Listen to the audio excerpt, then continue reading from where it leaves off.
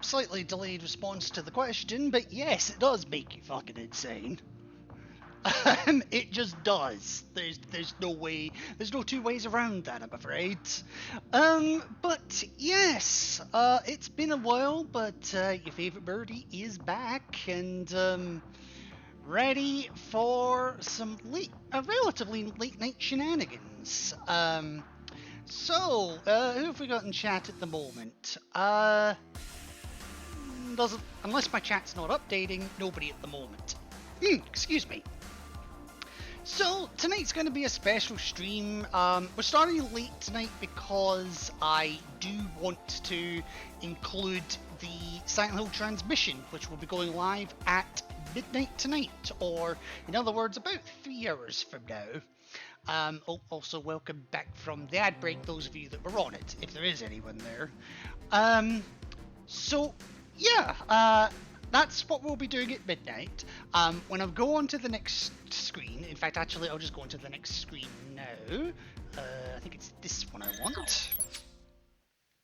Yes, so you'll probably see there in the top right corner, I do have a little preview of the Silent Hill transmission. That's partly so you can see when it starts, and also partly so I can see when it starts as well, because the way I'm using my two screens right now, I'm actually covering that.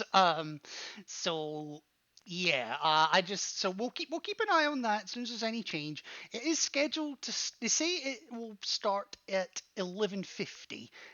If it's anything like the previous transmission, that started about 10-15 minutes earlier than planned. So yeah, we'll see how it goes.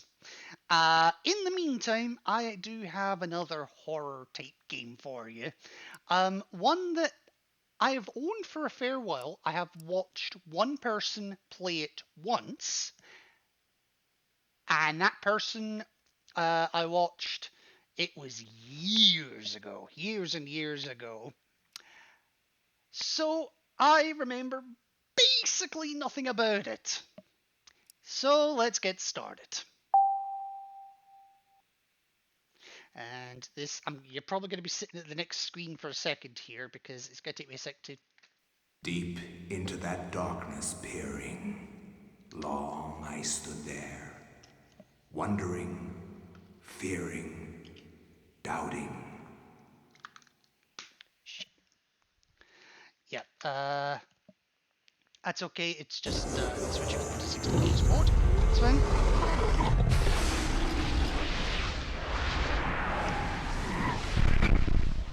Nintendo. It's also just taking me a second because I need to swap my batteries out from my Wiimote to my Wavebird. You too will come to understand fear as I have.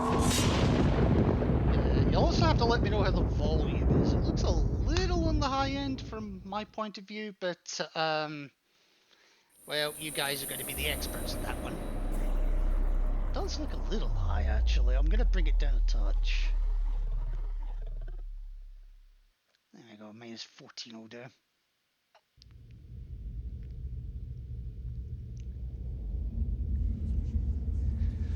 Okay, so yeah, as I was saying, I know basically nothing about this game. Except that the final boss theme actually is a killer track.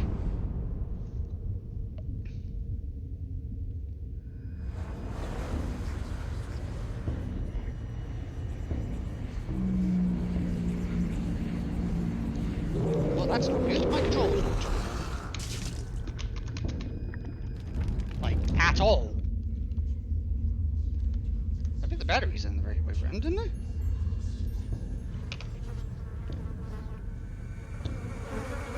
No.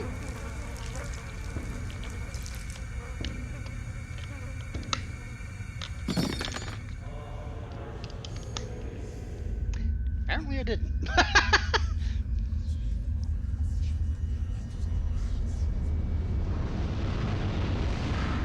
Now, I know it's coming up in this kind of letterbox format right now.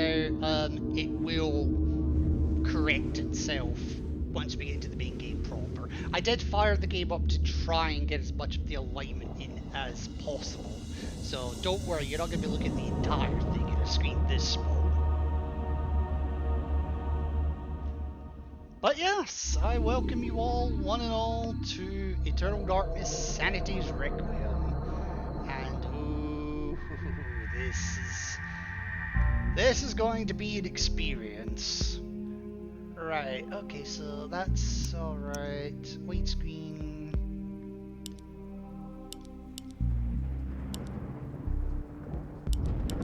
Okay, that's fine. Rumble off because the music will wavered. Volume adjustment. Get down in game a little as well.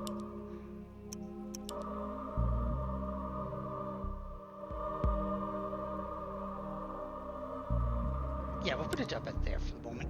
That's fine. Brightness adjustment. Now it actually looks brighter on stream than it does on my actual TV, if that tells you anything. Adjusting the brightness here may result in loss of color definition. That's fine, I can contrast that if I need to.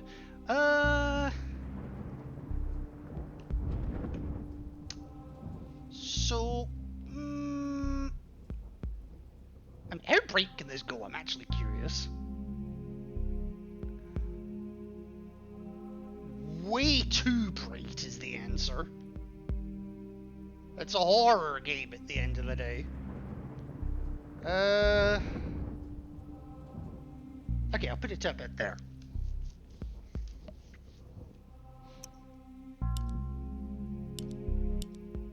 Okay, there we go. There we go.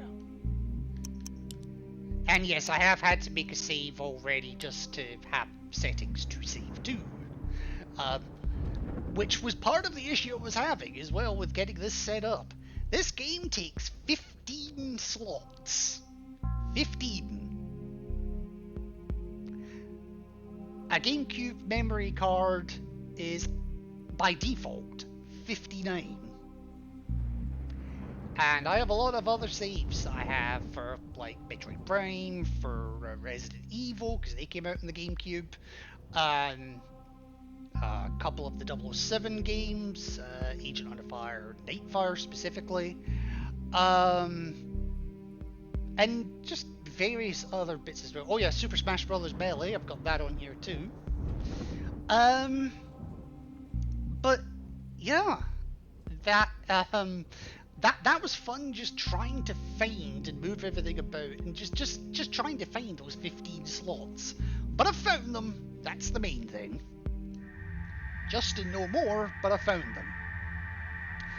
So there is a sanity sanity mode in this meter in this game. That much I can remember for certain.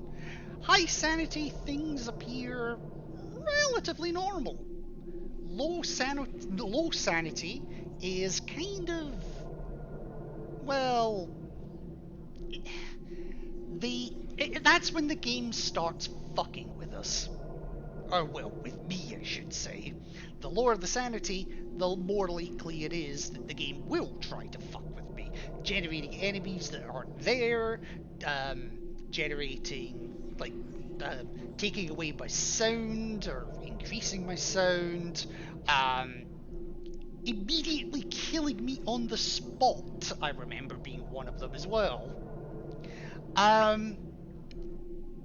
But I've decided for this particular run of Eternal Darkness, because it's a blind run, but I also want to have a bit of fun with it, I am going to leave the decision on whether I should have a high amount of sanity or a low amount of sanity at any given time, up to you guys and girls, and everything in between. So, you might notice, for those of you watching live, I have two new channel redemptions. Unsurprisingly, they're called High Sanity and Low Sanity, and that will tell me, at any given time, which one I should go for. Now, there are going to be times, probably, where the game will force us to have one or the other. I don't know that for sure, but I seem to remember that. So the redemptions will be as much as is possible high redemptions and low redemptions. or sorry, high and low sanity. I will try and honor your wishes as much as possible. So, with that, sit back, have fun, spend your well-earned points, and let's dive into the hell that is Eternal Darkness. Or not. There's no game file and memory card in slot B, and there's not enough free space to create a new one. If you wish to save your game, you need at least one free file and 15 blocks. No. I'm fine with that, because I already have memory card slot A. That's fine.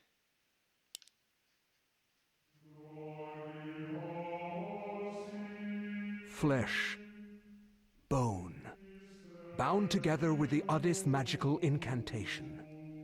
This wretched book is where it all began so long ago. Before time, before humanity. Really does sound like the Book of I am Shadows. Dr. Edward Roivas. I am a clinical psychologist. I am also dead. Eh? This is not my story, nor even the story of the Roivas family. It is the story of humanity. Like it or not, believe it or not, as you will. Your perceptions will not change reality, but simply color it. Humanity has been on the edge of extinction for 2 millennia, ignorant of so much and dependent on so few. The Guardians grow restless, their time once again near. Whether by fate or misfortune, my family has crossed their path, and they didn't take kindly to it. Their attention turns to my granddaughter, for she is the last of my line, and the last hope for humanity. So no pressure then. What? Okay, they're just throwing me straight in this. Fuck! Okay, how do I run? That one.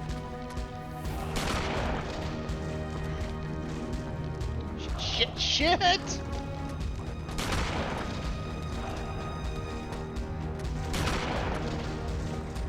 Okay. Okay, wow, they really did just throw me into it.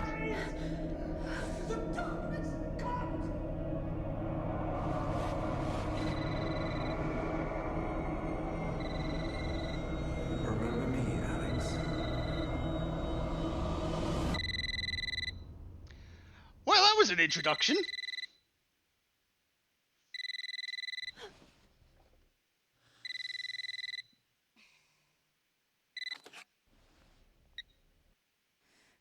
Hello? Miss Alexandra Roivas? Yeah, who's this? This is Inspector LeGrasse of the Rhode Island Police. I'm sorry to disturb you, but there's been an accident with your grandfather. I'll be on the next flight out. Wow, didn't ask for verification or anything like that. Just, yeah, I'm out. Fuck this, I'm out. I'm gone.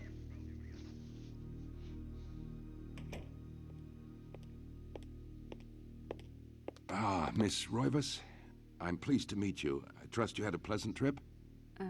Yes, I suppose so, considering. Yes, my condolences. This is most unpleasant.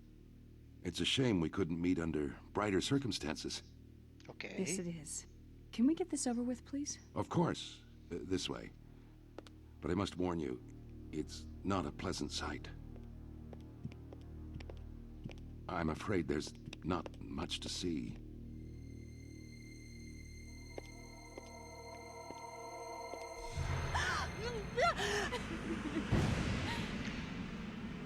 Okay, yeah, that would, that kind of puts Silent Hill to Miss shame in Roivas. some places. Is that your grandfather, Edward? Yes. Not bad for a GameCube game. He's wearing our family ring. I don't understand. Why are you showing me this? Can't you check dental records or something? What is wrong with you? I'm sorry. It's my job, lady. You're the only living relative, and no, we can't check dental records. There's no head. None of this makes sense. There's no sign of intrusion, and there was certainly a lot of force used here. I have never seen anything like this in my 20 years on the force. We have no evidence except for the body, and what's left doesn't say much. Ugh, we don't have a single clue. Well, you better find out who did this. I'm not leaving Rhode Island until you do. There must be some clue in this old mansion revealing what happened. I want answers. So do I. I wish I had some. Well, get to it. Okay. Oh. Shocked by her grandfather's mysterious death and frustrated at the incompetence of the local police, Alex vows to uncover the truth. She decides to search the mansion, the place where Edward conducted his research. If there was a tie to his past, and possibly a tie to his murderer, it would be here. Okay. Okay, so let me just get my controls down because I haven't done that yet. Okay, so left stick obviously moves. Okay, the left button is sprint. Okay, R readies attack stance. I learned that A is to attack, but you can attack without being in that stance. Not quite sure what B does yet. Okay, X is kind of a crouching mode. And Y... haven't worked out what Y does yet. And I haven't worked out what Z does. I haven't worked out what... Okay, so basic movement, fair enough. Right. Oh, hello. Okay, so I just push start here. Use this function allows the manipulation of inventory items within the current room. Makes sense. This function allows the current character to ready a weapon. Yeah, current character. There are multiple characters, I know that for sure. And check. This function allows the examination of objects within the inventory. Okay, yeah, that makes sense. So it's kind of Resident Evil style of sorts. Pressing left or right allows switching back and forth between sections within the interface. Okay. This is the key to the second floor of the Roivas mansion. It looks very old and worn. Okay.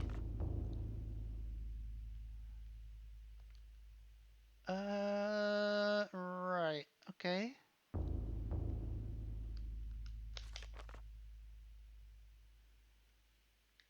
What am I looking at here? Oh, okay. I can view old cutscenes. I see. So if it's something I missed in the journal, I can replay it. Okay. Right, that's fine. Ah, controller. Okay, Z button, reload, or hold it to load all rounds. Ah, so I can reload, but I have to do it a bullet at a time. I see. Quick spell 1 is Y. Okay. Quick spell 2 to 5 is the D-pad. That's interesting. Perform action is B. Okay, that's fine. And apparently the C stick doesn't do anything. Okay.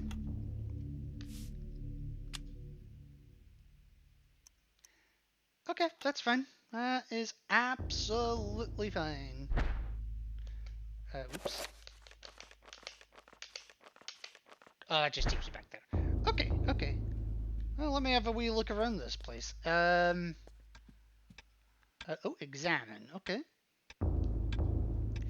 A beautiful carriage clock. The hands appear to be stuck, yet the clock continues to tick, with the time permanently set to 3:33. There is a key in the back of the clock, presumably for winding it. Should Alex look at the key? Yes, you do that while I take my meds. Hello there. Hello there to you too, Asteria. Ah, bugger, I meant to fix that. How are you doing today? How is your evening going? You're up late. Mm.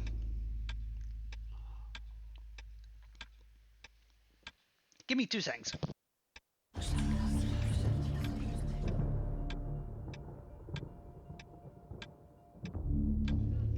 Alrighty, sorry about that hysteria. Here, let me give you a wee shout out. And good news! Because I'm doing this from the Elgato, I don't have to worry about breaking anything. At least in terms of visuals or anything like that.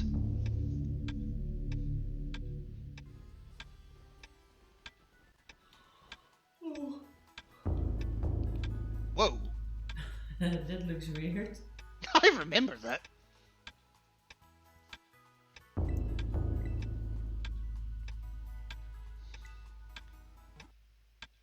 Yeah, look at you mid-air twerking. Proud of you, girl. It was going good, but the last 15 minutes my allergies came back. Ugh. Preaching to the choir, my dear. Preaching to the choir, because my allergies have been absolute agony lately. So I can only apologize that you're going through that as well. I've taken some antihistamines, and it's so far doing the trick. Okay, so Alex picks up the desk clock and pulls the key from it. However, there's something odd about the key. It's not for winding at all. It looks like a dresser key. Okay. So, no, get me out of here. Right, so I've got a key to the 2nd floor, but I want to have a wee look around the 1st floor first. Alright, what do we got? Huh? Oh, okay, so both those doors go to the same place. That's fine. The twerk, yeah, exactly. You're not anything. Really? I can't get a bite to eat in the fridge? Are you kidding me?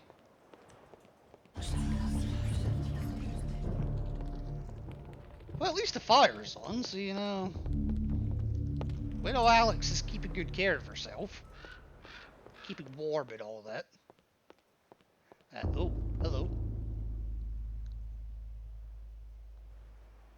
What in the fuck are you?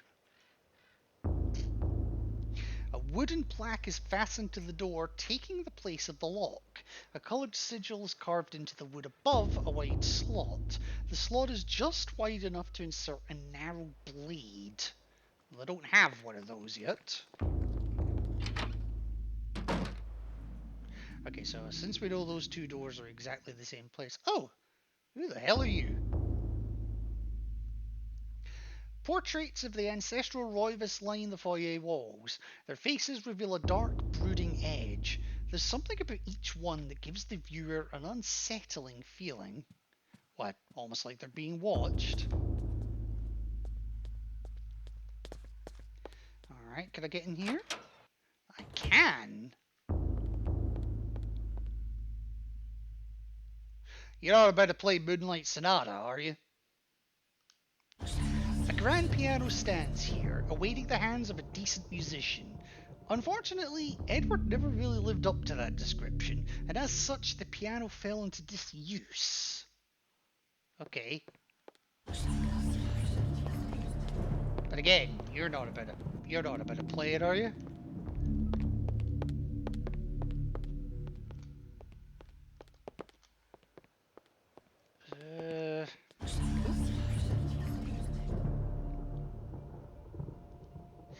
The illustration features a collection of strange line designs related to each other in a cyclical manner that appears to be some significance to it, but it isn't particularly evident. Well, I can't quite see it myself, but the middle icon looks familiar, like the one on the door. The one on the door a moment ago. Huh? What was that? Oh! Okay, you just want to show me that, you don't actually care about it. Alright.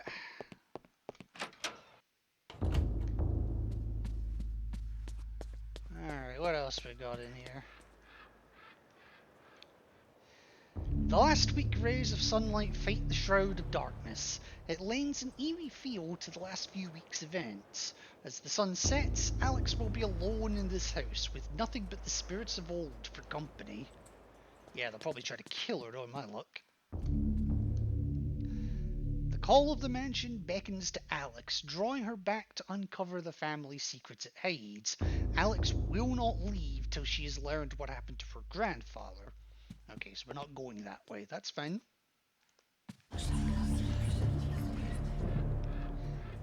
That's just what we read a moment ago. That's fine.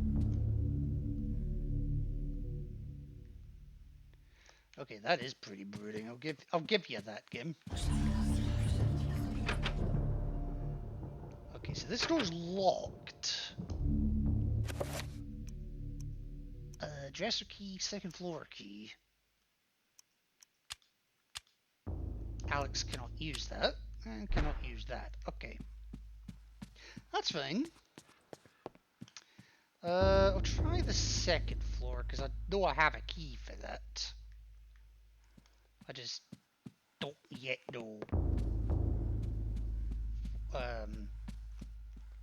which door on this floor it is, whether it's the main door or...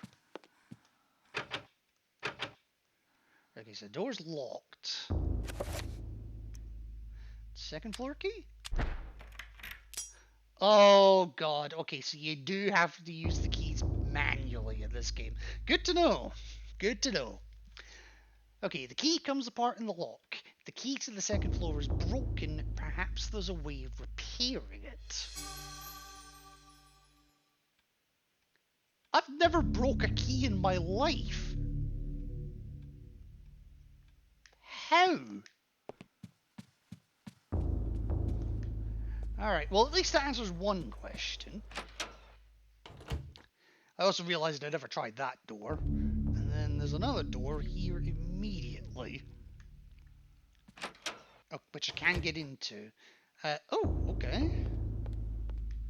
It's an observatory of some sort.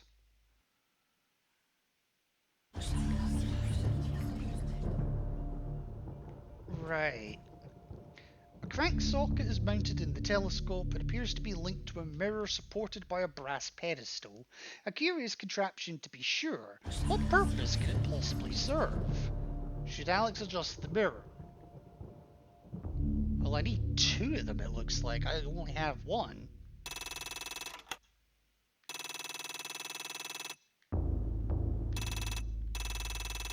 It doesn't look like it's doing anything, so that's fine. That's another one that needs two, but again, doesn't look like it's doing anything.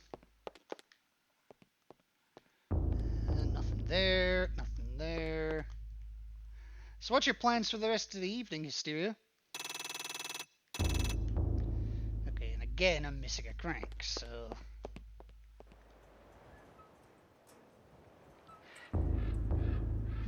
Weird indoor observatory.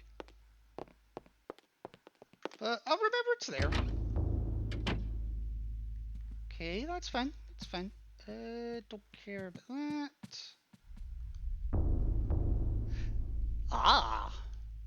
In the warm glow of candlelight, the Roivas family tree hangs from the wall. Shadows flitter across its surface, obscuring the detail. If one looks closely, the family secrets are revealed. How does one look closely? With a magnifying glass, or what? Alright, anything in here? Oh, apparently yes. These books contain the history of the Roivas family, genealogy, birth and death records, deeds and writs. The Roivas history is a troubled one. As Mediterranean immigrants, the early Roivas were shunned by other settlers in North America. Suspected of witchcraft, the Roivas were convicted during the witch hunts, forcing them into hiding. As memories faded, the Roivas rebuilt their lives. Okay. Watching some stuff, but let me leave a lurk. Oh, no worries, Sparrow. Thanks for the lurk, and thank you for being awesome. It's funny how Sparrow turns up just as Hysteria turns up as well. But you know what? Here, let me give you a wee shout out as well, because you know a friend of Hysteria is a friend of mine. Look, I think I heard something there though. That was perfect. But misses. Not actually sure what I just watched there, but but welcome in. Thanks for the lurk as well.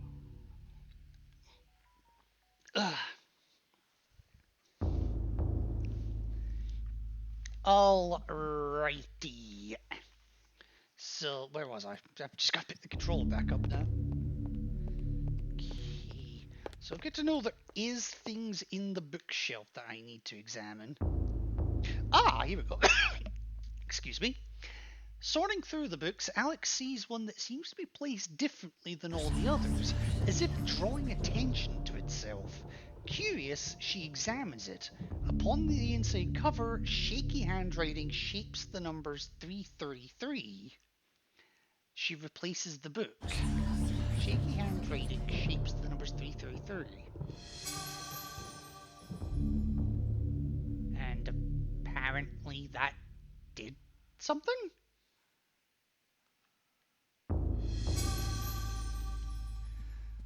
I don't know. Okay, anything in here? I'll check the other side at a moment as well.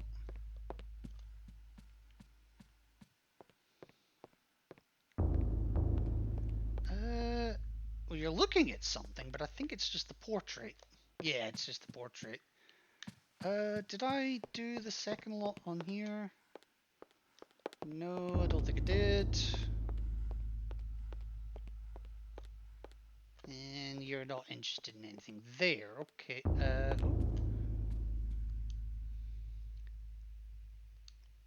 Okay, the books in this corner seem to focus on the supernatural, the writings of Poe, Lovecraft, the poetry of Blake, the art of Bosch, everything with a tie to ethereal horror or fantasy. It is all here, a reference library to the arcane. Was this Alex's grandfather's secret hobby? Nothing wrong with a bit of horror, my dear. Okay, this must be an extension to the library.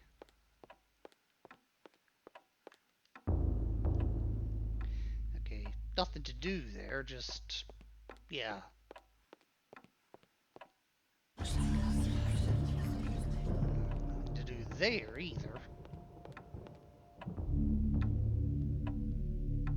Okay, this looming grandfather clock seems to stand ominously in the corner, gazing in this empty room with an almost patriarchal air.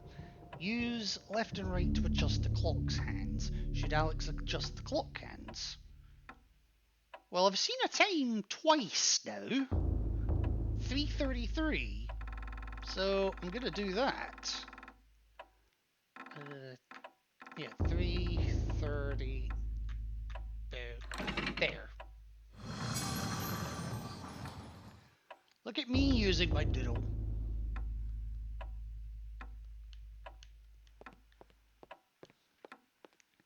Okay, secret room. I like secrets.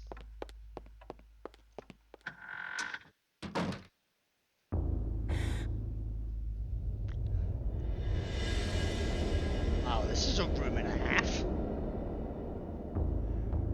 Well, I see the big book in the center glowing, so I'll come back to that.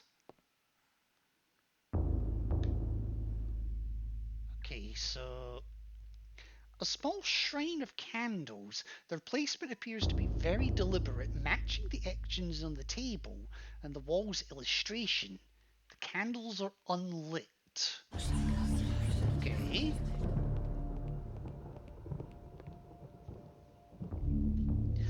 A diabolic drawing of a stack of human bodies, each one cemented into place.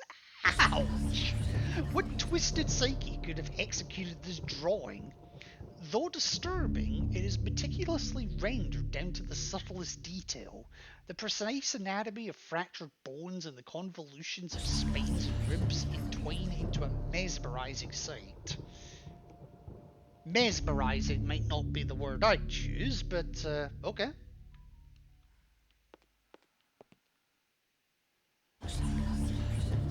An ancient Roman weapon, a gladius, is on display above the fireplace mantel. Another token of eclectic junk. Eclectic junk, okay. Ah, but I can pick it up, okay. Can I equip it? Okay.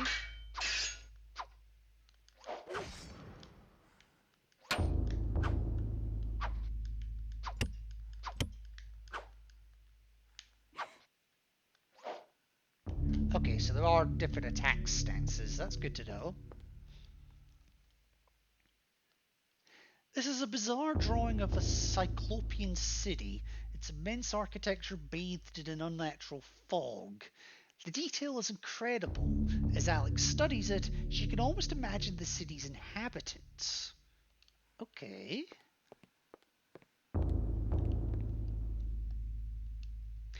A painting of a jungle-shrouded building. It seems to be a temple in Asia, perhaps from Thailand or Cambodia. Okay. I feel like they'll be relevant later. This looks like some kind of mask. The face is serene and composure, with a faint hint of a smile tugging at the corners of the mouth and eyes, closed in deep meditation. Okay, it doesn't look like I could do anything with it, though. This Gothic cathedral is silhouetted against a stark light. The image is vicious and devoid of subtlety. Every brushstroke echoes the spikes of the architecture, imbuing a violent feeling, as though the building itself is a harsh imposition on reality. A grim picture indeed. If you say so, Gim. Alright, I'll bait. What the hell are you? A large leather-bound antique book rests upon the cluttered desk. Should Alex read the book? No. Is Alex going to read the book? Yeah, I'm guessing we don't have much choice in the matter.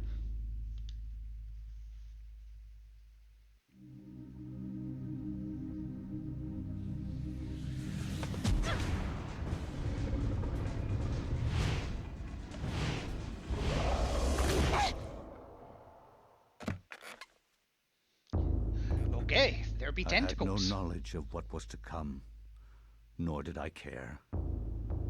How the knowledge changed me, it will also change you. As you read this, you will come to learn fear as I have. You too will come to understand, or you will perish. No pressure. To think that once I could not see beyond the veil of our reality.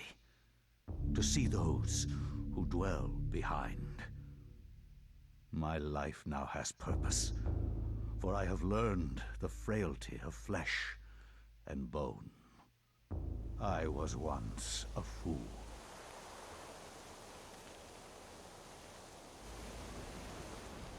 Where is Quies Candamest? Where is Conservondine? Facusatis aquae sumat, et animus eorum conferma.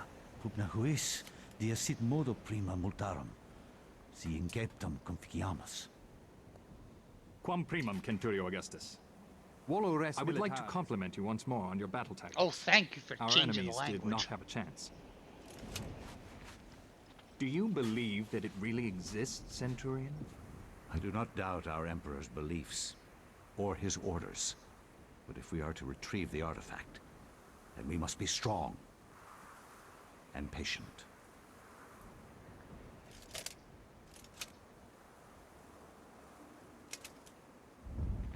Come to us, Pius Augustus.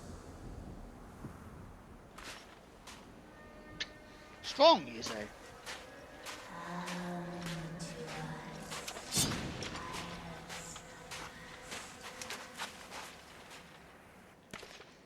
Poor guy with such a short sword. I feel like he's compensating for something.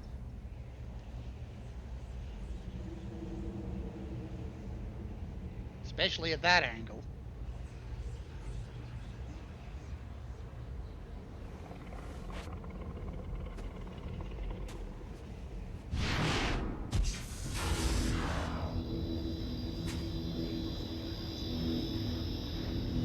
Because you just had to walk into the door, you dumbass.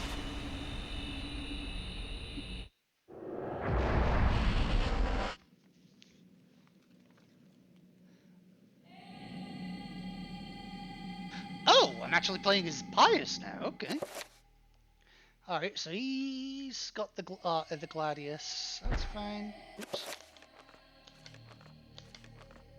We're literally playing as a guy from 2,000 years ago. All right. Well, I am going to take regular saves here because, well, I don't know what the hell I'm doing. So, yeah, save and continue. Pius Augustus 26 BC. Okay. But he did say that this is a story that started 2,000 years ago. So, fair enough. Alright.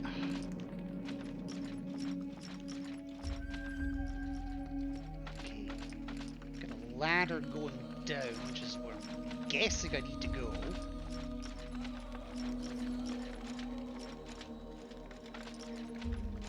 Literally nothing to look at, so I think that is where I'm going. A ladder leads into the dank heart of the labyrinth. Danger lurks beneath, yet Pius's courageous resolve does not buckle. Should Pius climb down the ladder? It'd be funny if I said no to that, wouldn't it? His resolve does not buckle, but we're not going down. Nah, I'm kidding. We're going.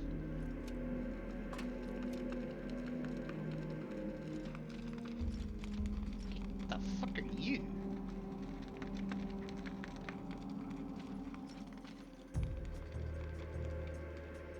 Okay, apparently you have something we need. Apparently you're not giving it willingly.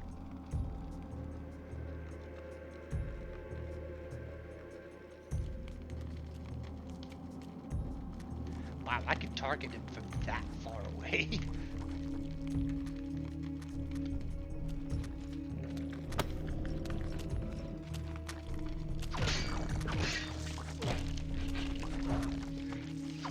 You have no head. Die.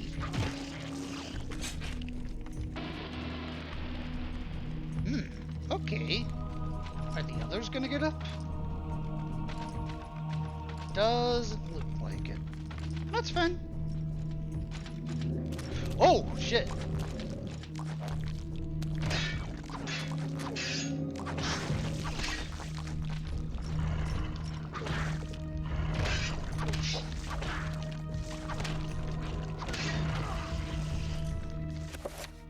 Oh, I took a hit, apparently. Health meter. This meter represents life energy. Every time a character takes damage, the level will get lower. When it reaches 0, the character will die. So don't die then. It's as simple as that.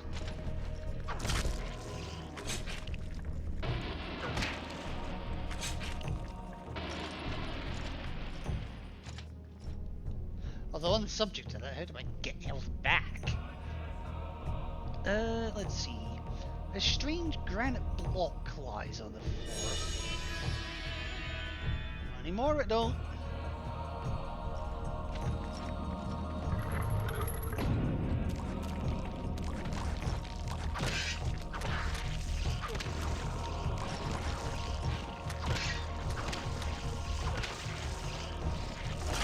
Well, apparently taking off their head and both arms is a quick way to kill these guys. Good to know. And apparently there's another strange block here.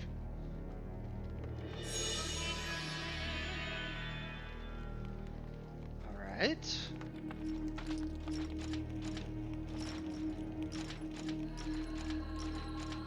Nothing on sanity yet, it looks like. We are just starting the game, so it makes sense.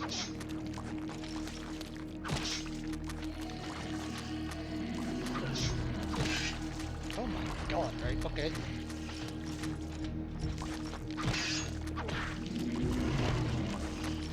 Oh my god, how many are there?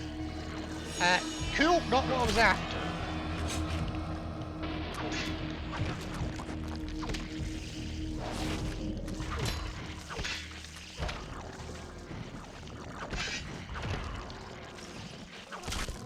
Ugh.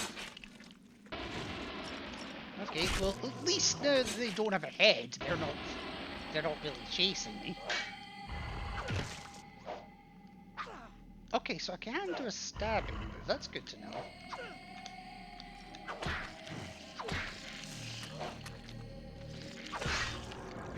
Okay, that's fine.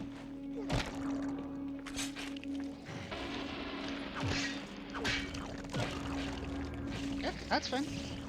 I mean, combat seems fairly basic at the moment. Not overly basic, but basic enough. Alright, so I've got a ladder down there. And it looks like that's it. And I did pick up a third stone. Speaking of which, what are these stones? A red one, a blue one, and a green one. Etched on one side with a curiously lined design coloured a ghostly blue. Okay. An insipid green. And blood red.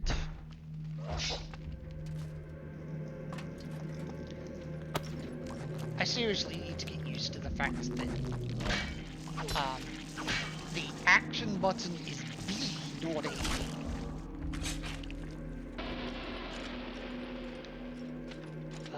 Anything over here? There's a door there. There's one there too, but it's blocked off, so I guess we're going in this one. What is this camera angle? Ah! I'm guessing this is where those blocks go. Ah, is there a fourth one? Oh, the fourth one's down there. Okay, that's fine.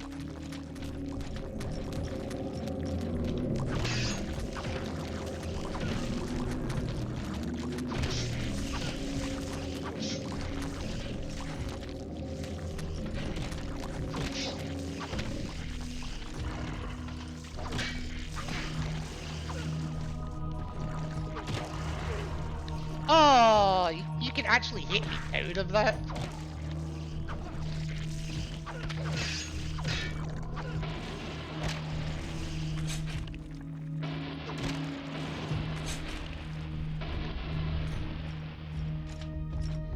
Alright, good to know that I'm not actually immune in those scenes. Okay, another granite block. Filled with purple and tainted by black shadow. I know a thing or two about being tainted by a black shadow. Okay, what do we got? This wall is prominently decorated with a strange light symbol carved into the granite. Cut into the wall is a square hole with scratches, as though something has been removed from it. Like a granite block, perhaps?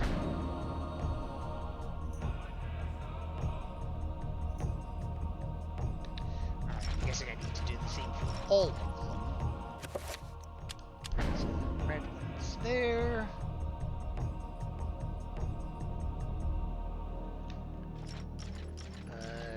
Green's next.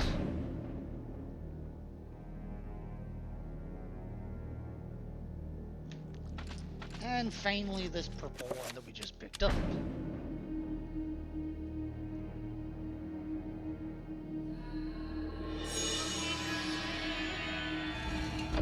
Ah, and that opens the door to the other side. Okay. Fair enough.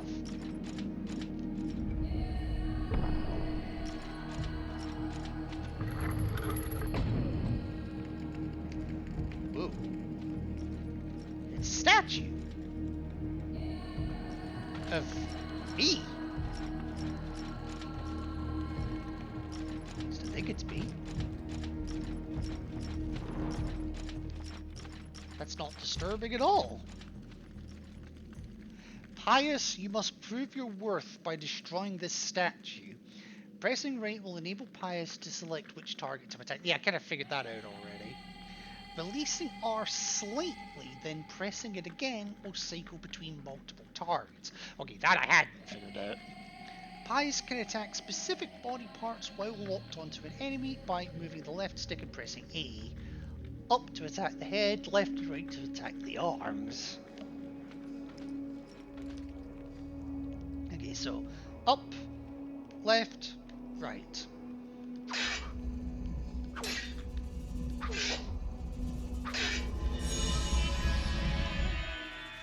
Didn't so much destroy it as made it despawn.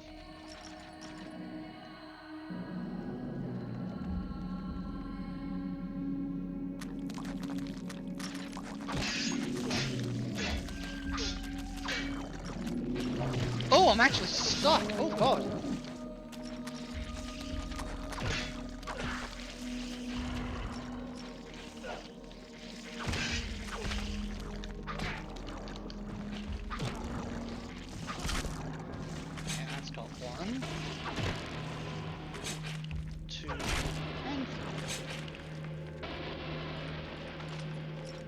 So far this does not seem too bad.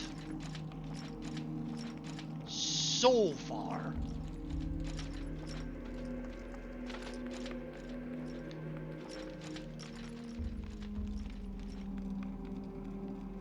A button attached to a small pylon softly illuminates the room. Bizarre energy seems to radiate from it. Should Pious push the button? No, but he's going to.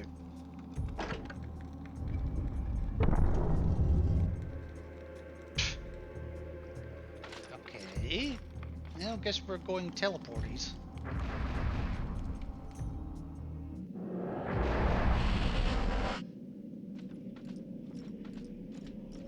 Okay.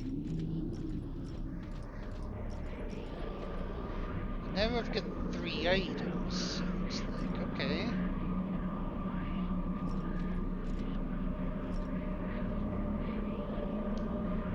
Shaped like a delicate dome, a pale blue statuette floats gracefully above the pedestal. Should Pious claim the artifact? I'm sorry. That is not an artifact. That's a fucking Metroid, and I dare you to tell me otherwise. What have we got here?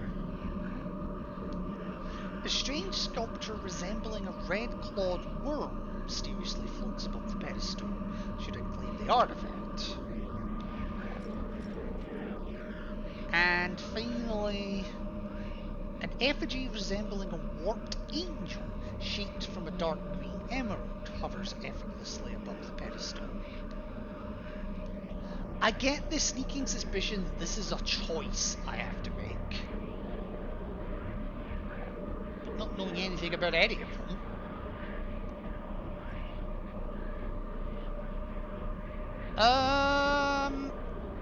I'm gonna go for my favorite color, but, well, actually, no, I can't, because my favorite color's not even there.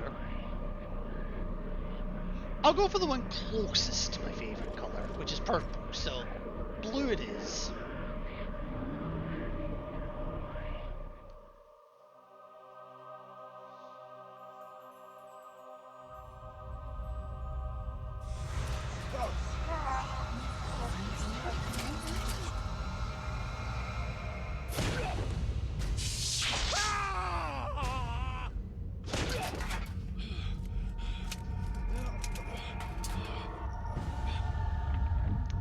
Choice.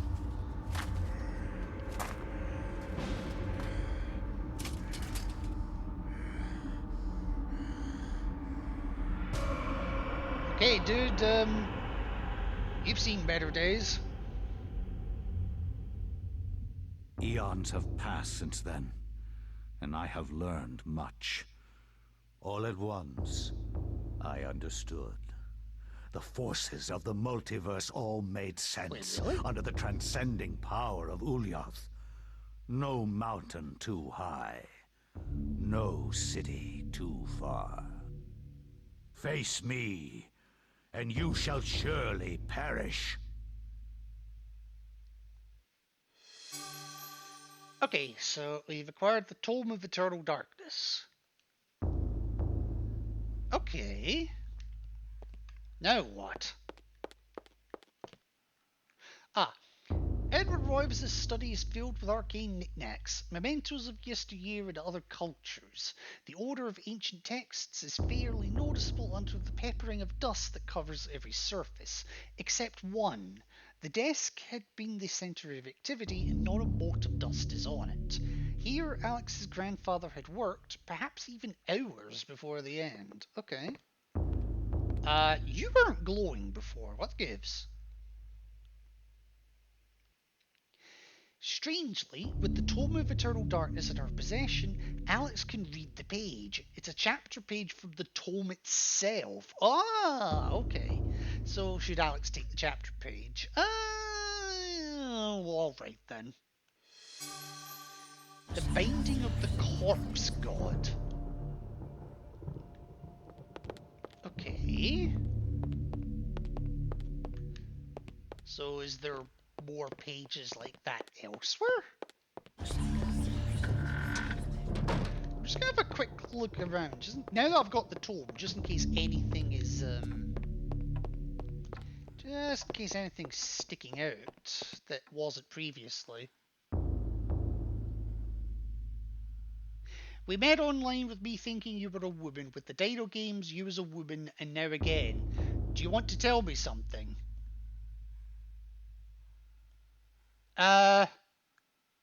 What's wrong with playing female video game characters? Don't be dissing Regina. Don't be missing Alex. Don't be dissing Samus. You want to throw her into the loop as well?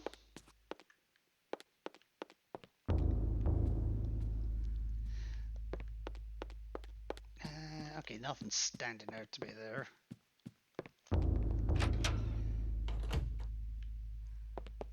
There's nothing really standing out to me here either.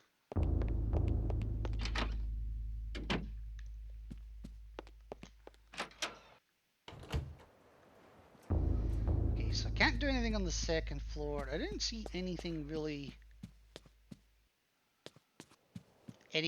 standing out to me in here either, apart from this. Oh, that's worrying. That symbol is now changed. That was purple a minute ago, now it's blue.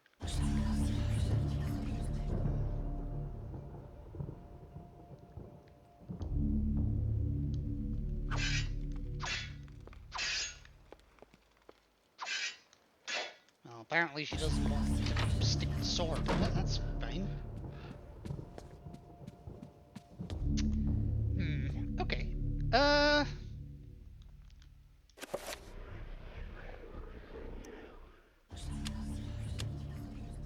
This is the Tome of Eternal Darkness, where experienced spells and enchanted items can be stored for future use. It has been made from fragments of human skin and bone, and endowed with magical powers. Magic with a K. Interesting. This appears to be a page from the Tome of Eternal Darkness. It is entitled The Binding of the Corpse God. Use the item to read the chapter. Okay, so I have to use it in future. Okay. Alright, let's I cannot have a say look. what was the true beginning, nor am I sure of its end. So perhaps here is the best place to start. I am reminded of ideas I first encountered in Sir James George Fraser's book, The Golden Bough, a study in magic and religion. We are overwhelmed by a very human need to weave a web of meaning where there may be none. Since time immemorial, ancient peoples have dressed up their lack of knowledge as gods and demons. I have discovered that sometimes the fates of gods and mortals intertwine, and legends are born. Okay, what was it? 1150 AD. So we're over 1,000 years later. Thy time is done, great ancient. Forever in shadow will you be master of chaos, and to fade to nothing in obscurity will be thy fate. My master has planned many millennia for this day, It is the true chaos of all things that you now must be entombed amongst the beings of flesh and bone. You have a great monument here, Mantarok. It is a pity that no one will ever recognize it as yours. May the darkness claim thee, crawling chaos and damned beast. No longer will thy reign be kept over the ancients you have kept imprisoned. Thou hast seen the last of this world.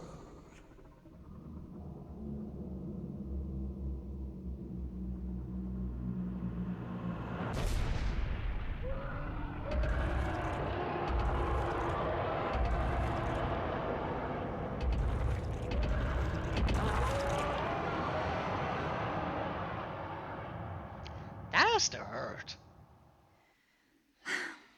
Not even these mythical fables can keep me amused. There has to be something to do around here.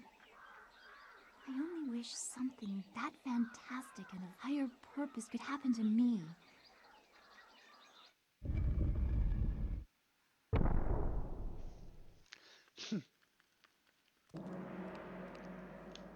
Alright, so... be careful what you wish for, is what I'm learning. Wow, her health is tiny compared to Pius's. Okay, so she's got the Tome of Eternal Darkness and a short sword. Okay. No, kind of want to keep that on there, birdie. Light and durable, small curve running from the handle makes it better for hacking rather than stabbing. Okay, good to know. I am just going to take a save here, though.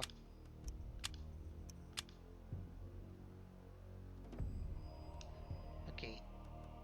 Elia, apparently we're playing as now. Good to know. Well, Elia, as I say, be careful what you wish for. You may get it. And there's that damn ring again. A triangular design is carved into the floor. The etched grooves are filled with coloured sand. These symbols appear to be related to each other, with one having precedence over another. Hang on. Turn around. Elia, turn the fuck around.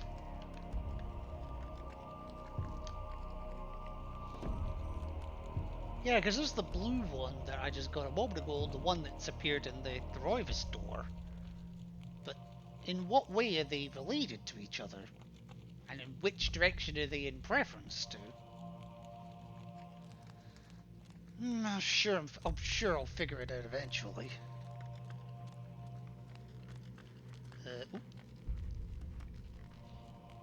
I don't know what the hell you are other than positively disgusting. A statue of a goddess delicately sculpted from sandstone. It casts an alert eye over everyone who enters the temple. There's a strange necklace about its neck. Should Elia take the necklace?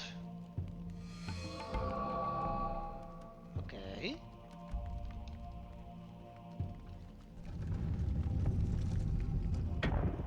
Oh. This necklace could be used to heal Elia. Make sure that Elia does not move when the spell is being cast. Ah, okay.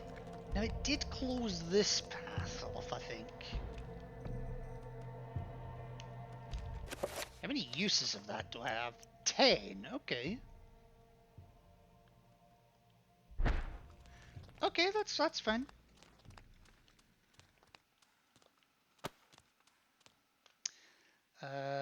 Door over here. Okay, fine. Oh, no more fucking corpses.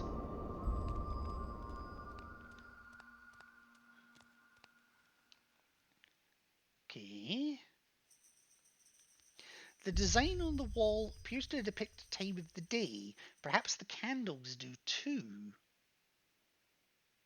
Well, the candle's lit where the sun is, so maybe?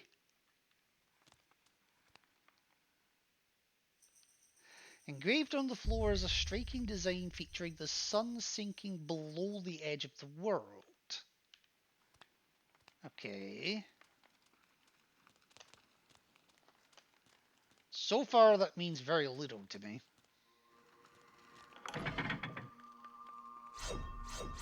Oh, booby traps, really?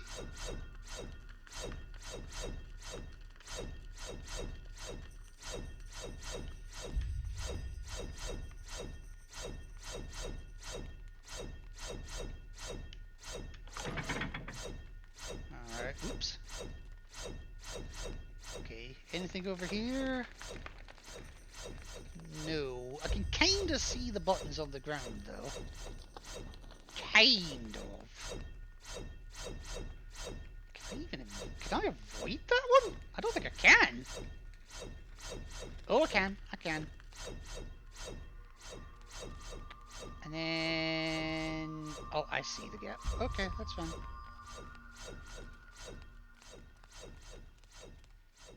Okay, not too bad. And now I'm trapped in here again. Oh, and this one wants to party.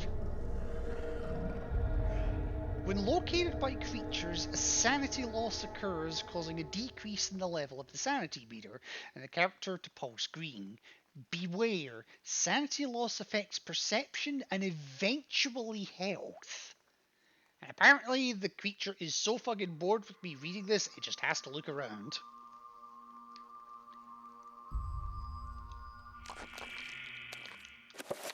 Oh, and apparently we're going to get another tutorial on it.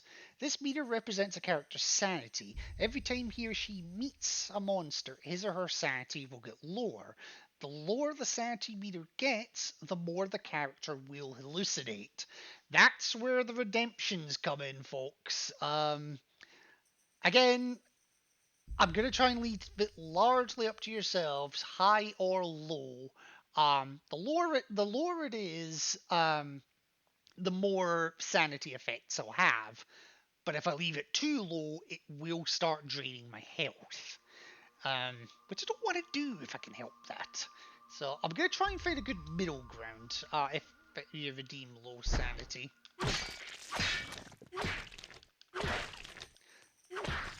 Ow.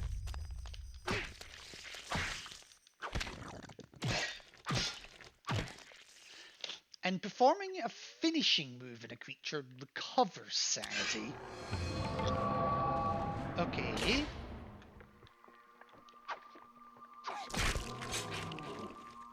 Ah, but not 100%. Okay, so I do still lose a little bit. Okay, what are you? A bronze necklace sits atop a ancient clay urn.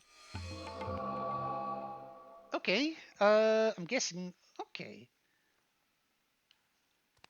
Alright.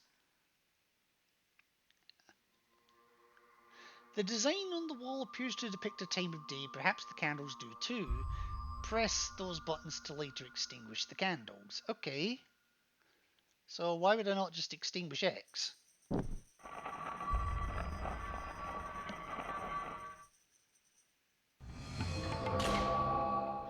Oh.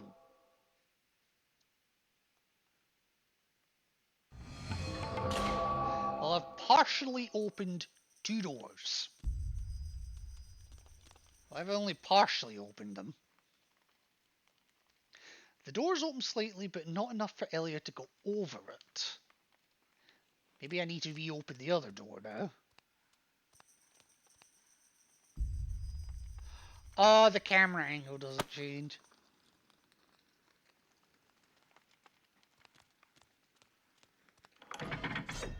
Oops, that was a mistake.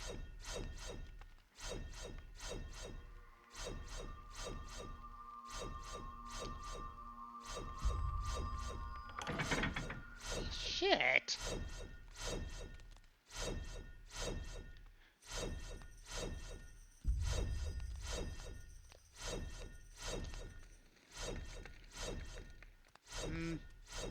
Okay, not too bad. Oh, okay.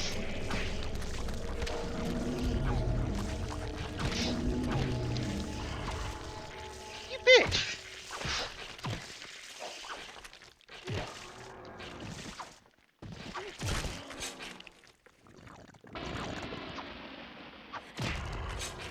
I love how this one's still trying to hit me and can't even see me. Thanks, Elliot. That was not what I wanted you to do.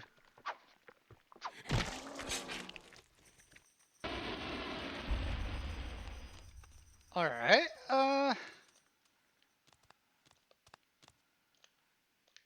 okay, so I'm back here now.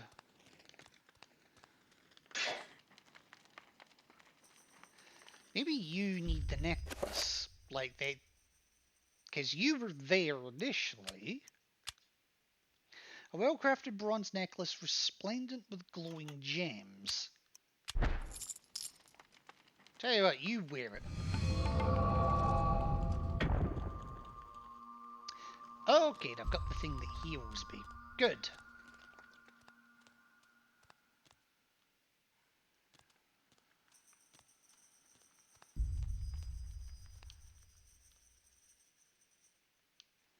Alright, okay.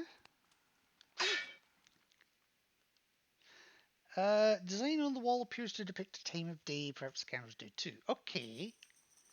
So we're kind of going towards sunset now. Ooh! I see you. That was close. Oh, that's evil. How did I get around that? Okay. Is that another one? I think it is, actually. But I just dodged them all, so whatever, I'll take it.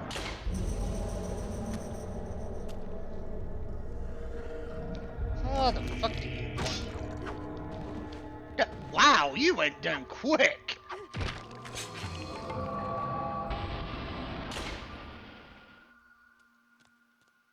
Okay.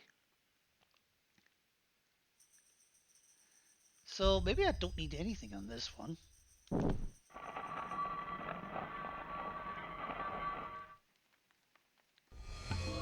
Okay, that opens the door fully. And it opens the one on the other side too, so technically I could have done either of these in any order. Good to know.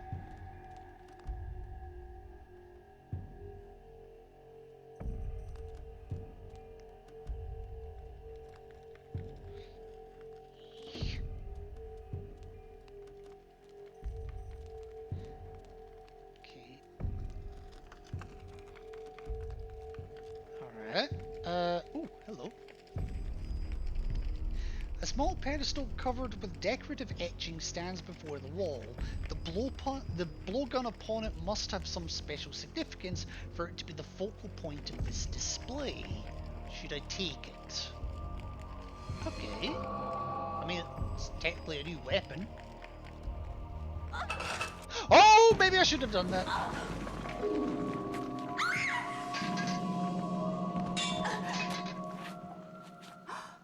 Ah, that's a problem. A secret passage in the temple.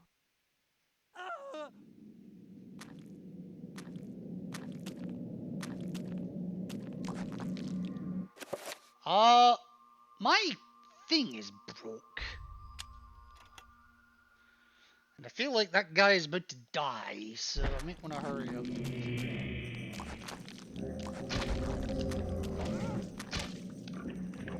Ah!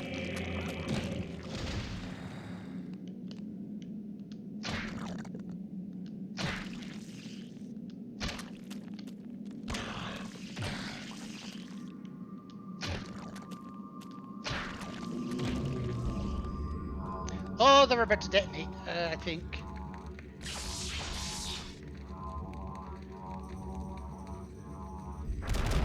Oh god, I hate it when I'm right. You alright, dude?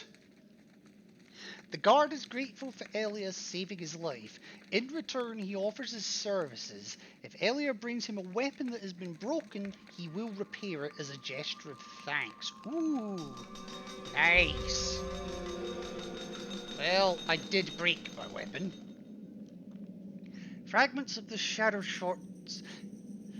Fragments of a shattered short sword lie upon the floor. That is surprisingly difficult a sentence to say. Well, I'll take it. Well, I have a broken weapon. Do you want to repair Elia's short sword? Yes.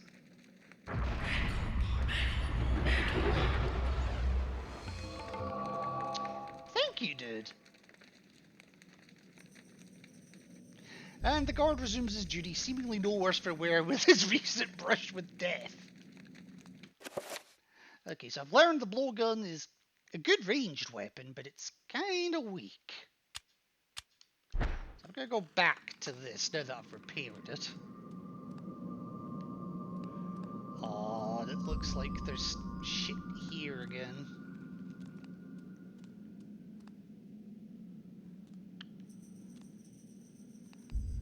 There was a lot in there. Oh no. What did I do now?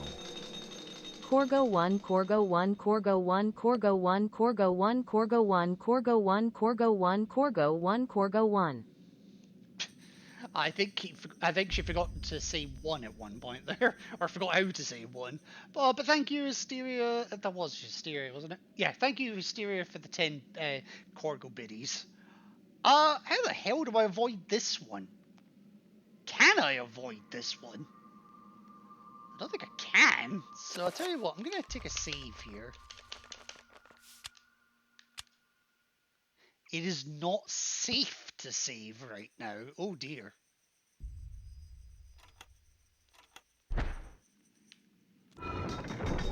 Okay, yeah.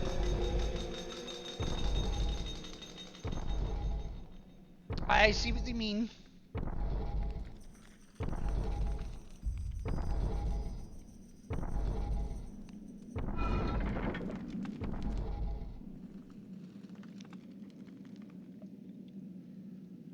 Can I save now? Nope. Okay, fine.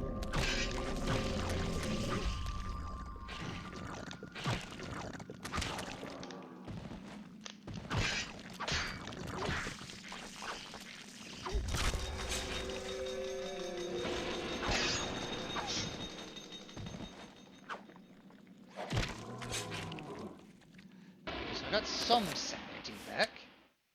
And now I can save. Nice.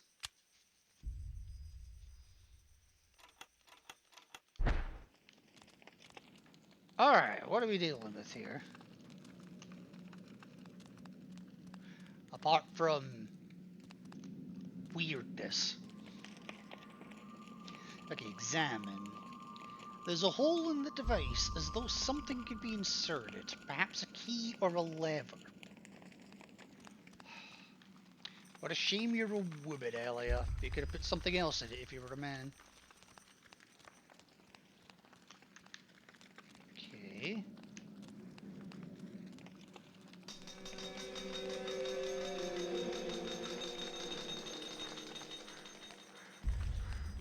Which one did I come in from? Is it the... No, it was the left one, wasn't it?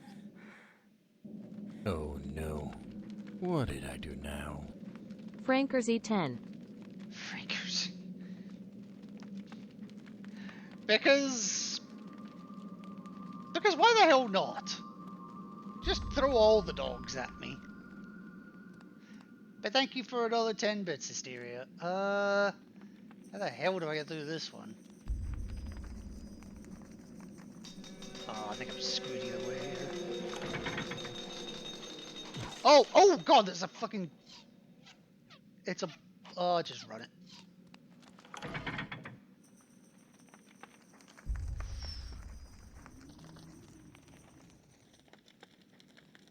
Fucking blow darts, really? Ooh!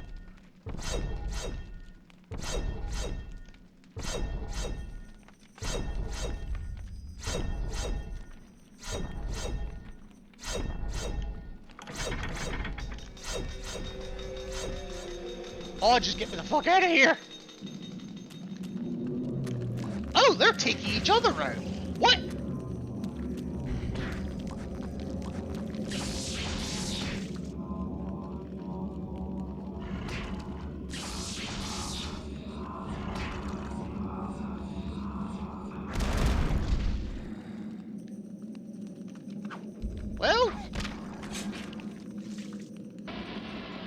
I won't look a gift horse in the mouth, put it that way. Oh, you can see the start of the sanity by screens twitching. Huh? Examine? Examine what? This mural depicts one of the ancient Khmer deities being tortured and killed by a skeletal demon.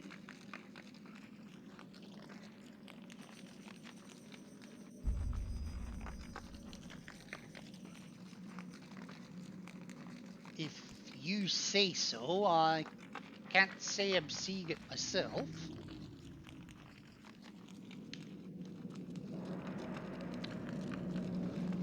But what do I know? I'm just a simple pagan girl. In fact, not even pagan.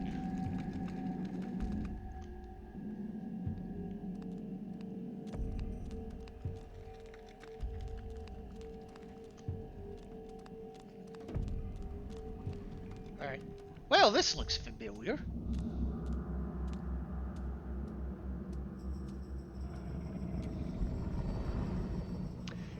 Is this that Manta Rock they were talking about earlier? Stop. Don't go near it. Ooh! So, you are reduced to feeding on flesh and bone, Mantarok. How the mighty have fallen. You will surely fester for millennia to come. A slow and torturous fate for thee. You had best leave, young fool, or you will find yourself as food for the dead god.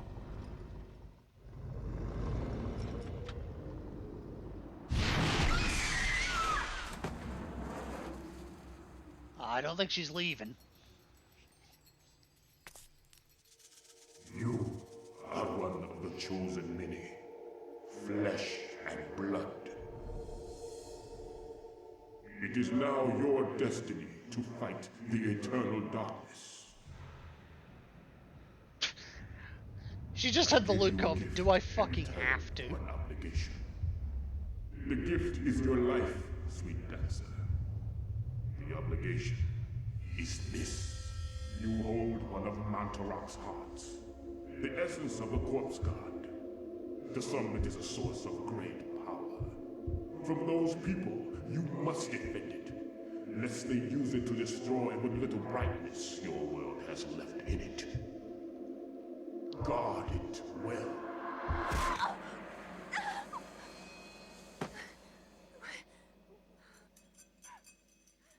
Thanks, dude. Drink water. Become moist.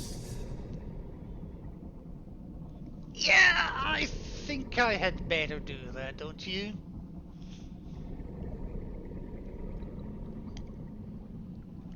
Oh, that was nice. Alright. Examine whatever the fuck you are. A metal staff is held by the arms of the statue. Okay.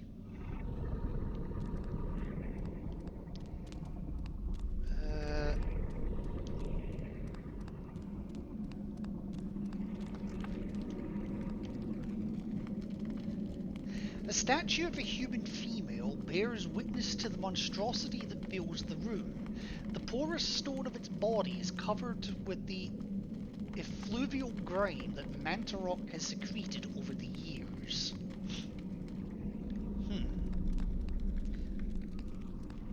So basically what you're telling me is Mantarok gets off to this kind of thing. Good to know. A door of formidable size seals the vault. A stylized design resembling the creature that dwells within the room is carved into the stone. What, this room?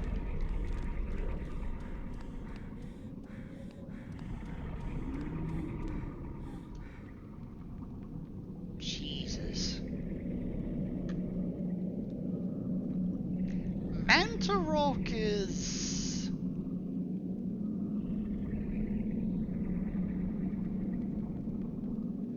well, he's got more eyes than William Birkin at this point. Okay, another female Creepy old statue, okay. I gotta say, so far, I'm enjoying this. Oh yeah, I got a staff, didn't I? Large piece of metal looks to be a lever of some kind. Ah! Yeah, I do know where that goes. Oh! Also good to know there is a tiring mechanic. So I can't just run infinitely. Okay, so sprinting is short bursts. Good to know.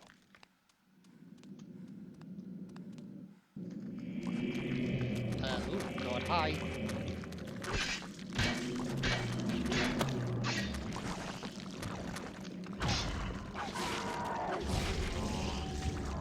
Ah, hell. I'm gonna have to let this one go. Wow, okay, so they're all detonating. No, you fucked! There's the next one. Oh, this.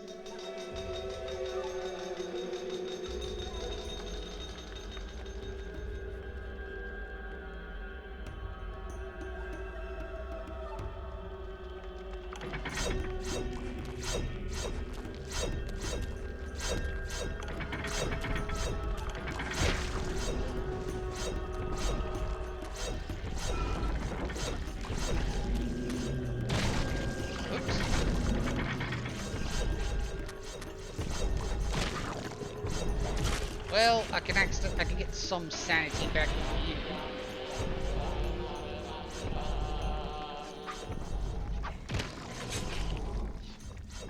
Okay, so I got some sanity back.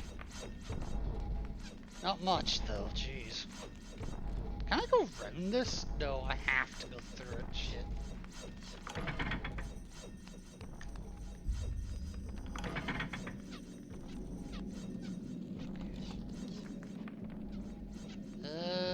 Right.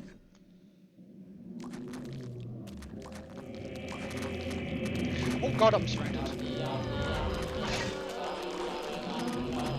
Holy shit, balls!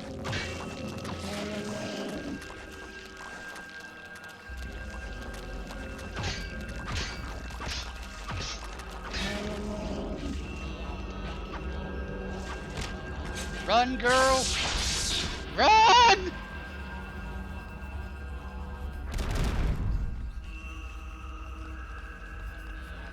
Ah, there it is. Okay. Alright, I'll use the metal staff in it then.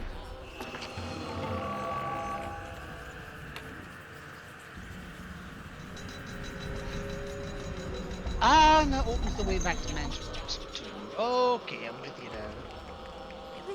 No, I think I... What? This is not the room I wanted to be in. This is the one I want to be in.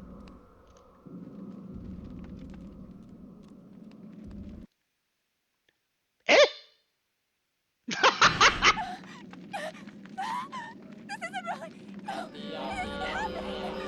Yep, first proper sanity effect.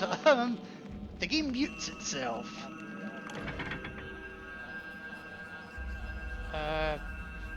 Apparently that was a dud this time.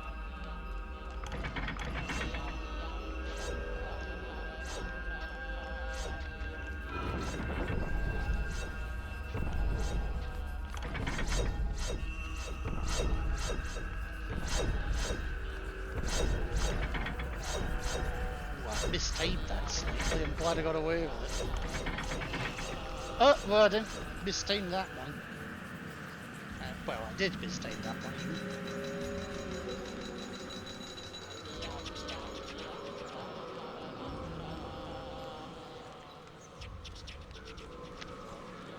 Getting a little low on the health front, I think, as well.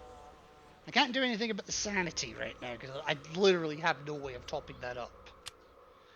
But I'll at least heal a little bit.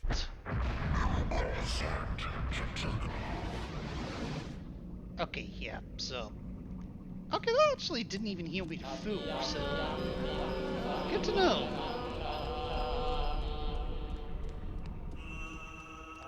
Oh, my sanity is shot to shit right now.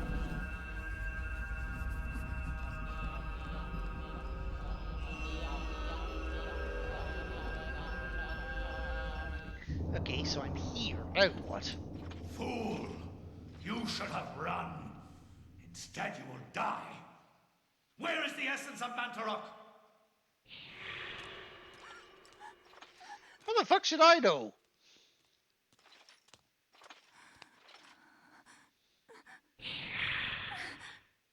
Where is it?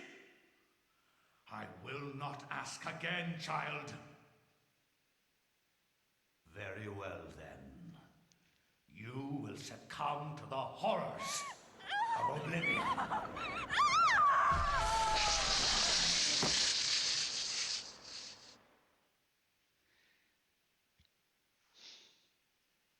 Okay, I died. Apparently that was the end of the chapter, okay.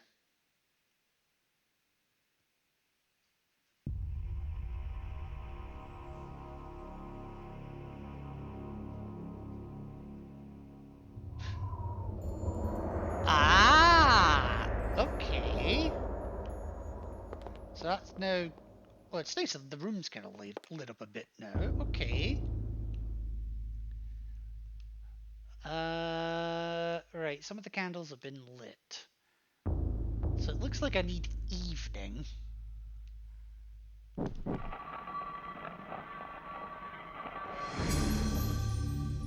And I get a little secret! Okay. With the correct sequence of candles being lit, a hidden panel opens and there's a message tube inside. Well, give me it, don't just tell me about it. An antique leather-bound message tube, the kind used to transport sealed message scrolls. It appears to be unopened. There might be something inside. Should I open it? Yeah. And I found the next chapter page. Suspicions of conspiracy. Okay. Oh, Jesus.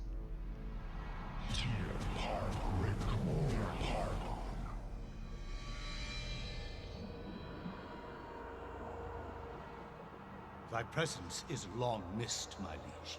The universe is a yawning chasm, filled with emptiness and the puerile meanderings of sentience.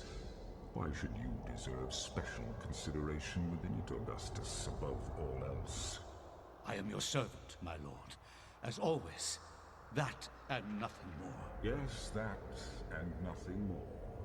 What revelations do you bring me? My meditations reveal a flaw in our plan. Our plan, Augustus? Mantarok is a shadow ebbing in the light of our glory. It and the others are slow, weak, bound by the realm of the universe. Unable to unite to fight a common foe, they will fall one by one. Unfortunately, this is beyond your understanding. The binding of Mantarok will seal their fate as its power over us is diminished. Such an irony that the Keeper itself be imprisoned within the walls of its own magic. But what of its essence? Is that not the core of its remaining power? Upon my seeping into the corporeal world, I will be the dominant over all, Mantarok included. Your worries are unfounded. You must turn your attention to Charlemagne the Frank. His continued presence within the world is far more serious to our cause. As you wish, Master. He will be dead before the week is out. No pressure. So after the chapter page is removed, the message tube is no longer needed, and Alex discards it. Okay, so I don't know who this Charlemagne the Frank is, but, well, apparently his number's up. But for the moment, I am just going to take a quick pause here, just because I have been going for a little bit, and Well, I need to rest my hands a little bit and try to wrap my head around what the fuck I've even just watched. So, give me just a couple of minutes, please.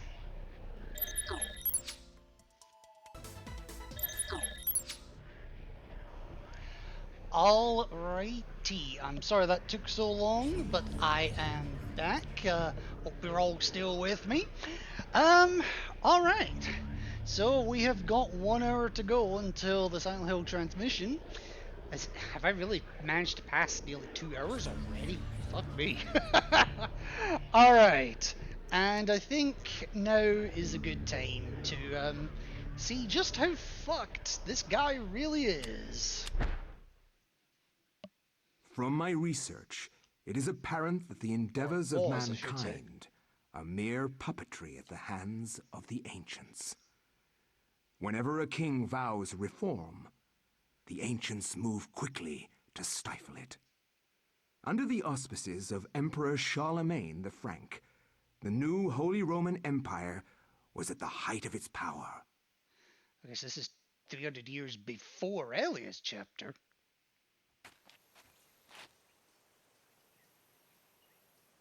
Hanc mit ad dominum et imperatorum nostrum, Carolum magnum Francum. Deliver this to our Lord and Emperor Charlemagne the Frank. No one but him must see it.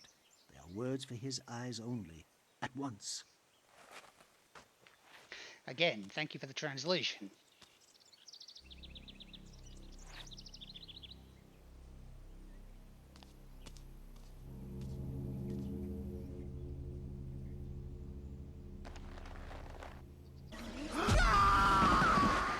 And that's what you get for being nosy.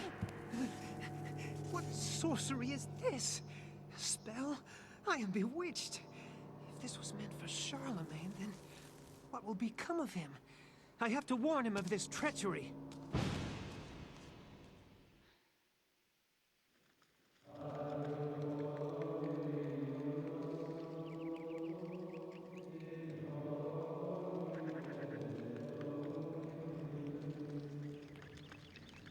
Okay, so now I'm this guy. Whoever the fuck this guy is. Lots more health, and actually a bit more sanity as well. Good. Message scrolls like this were often used to transfer messages securely. This one is a strange diagram on it consisting of a pentagonal shape with strange letters at each corner.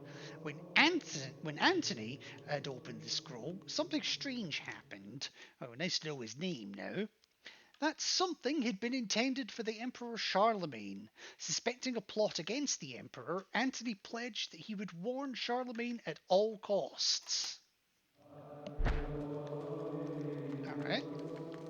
After Antony briefly describes his mission, the monk informs him that Charlemagne was last seen in audience with the bishop in the visiting chamber. Thank you very much.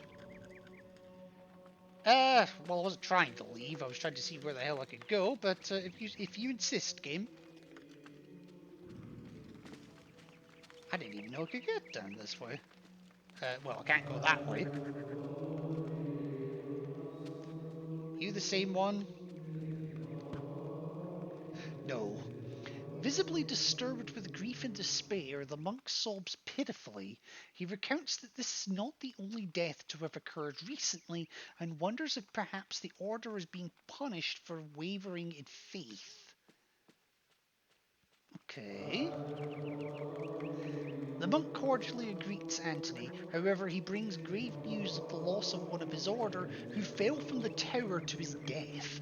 Ouch. His tone is guarded, leaving Antony wondering if indeed this is the truth. Have a good rest of the stream. I'm going off. Oh, no worries, Hysteria. I'm actually surprised you stayed up this late, but I appreciate it regardless, and I hope you have a good rest of your evening. And don't end up like this guy. Don't fall off your roof. A funeral casket made from unfinished wood. It is not properly sealed and could probably be opened. Should Antony open the casket?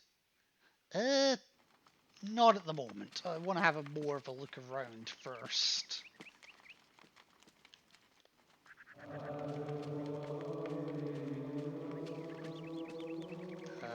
Oh, you're just... Okay.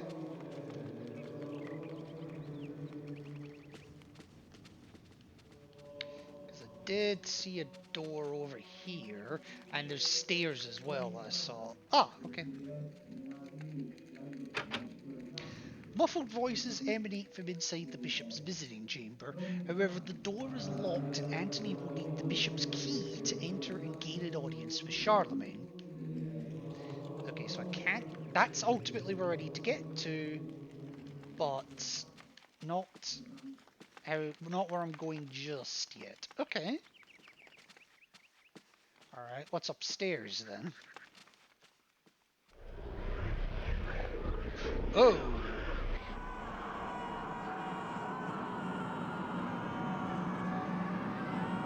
Where the fuck?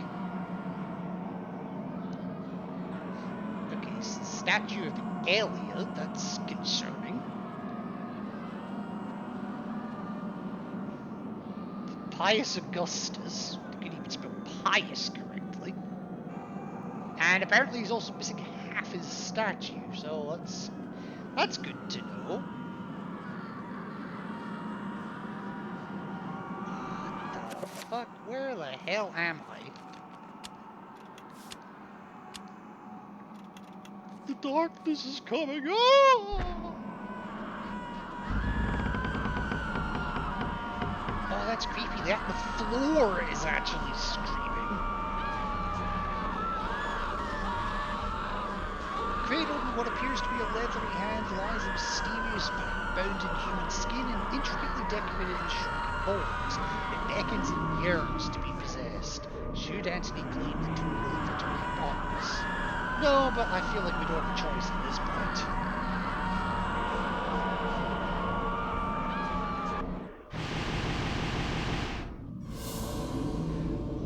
Okay.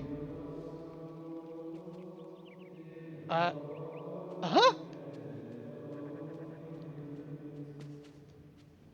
Alright. Oh, what are you? A blue urn rests upon the shelf. Okay.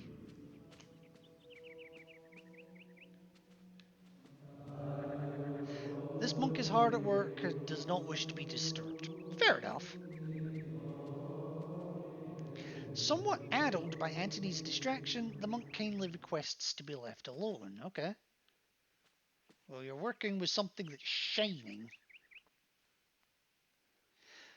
Okay, a bewildering array of books and tomes sorted neatly on a set of shelves. Mostly books of a religious nature, they sit beneath a skein of dust, as if no one has touched them. Okay. That's more the same. And that's more the same, apparently.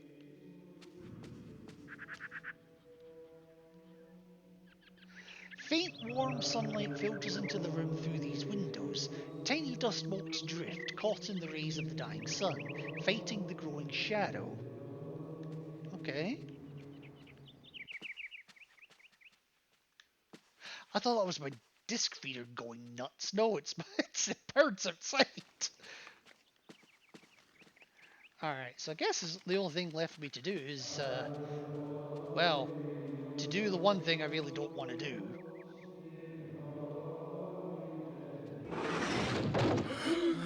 Oh my god, what is What it? happened? This devil's work. We should get out of here. You have proven what we have feared the most. This poor man has been the victim of great evil. Look how his body has been defiled, as if something has burst out from inside him. Here, take this for your protection. And find the bishop. He must be informed of this horrible discovery. And we've acquired a Scramasax.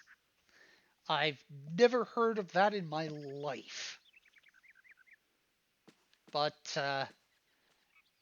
it's big, it's long, and it's pointy. That's what I like. Oh, spell list. The spell list is an inventory of all the spell information that has been acquired. It will allow the player to select which spells to cast, examine, or assign to convenient quick spell functions buttons. Oh, I'm so sorry. Alright, new spell. Oh, give me a minute.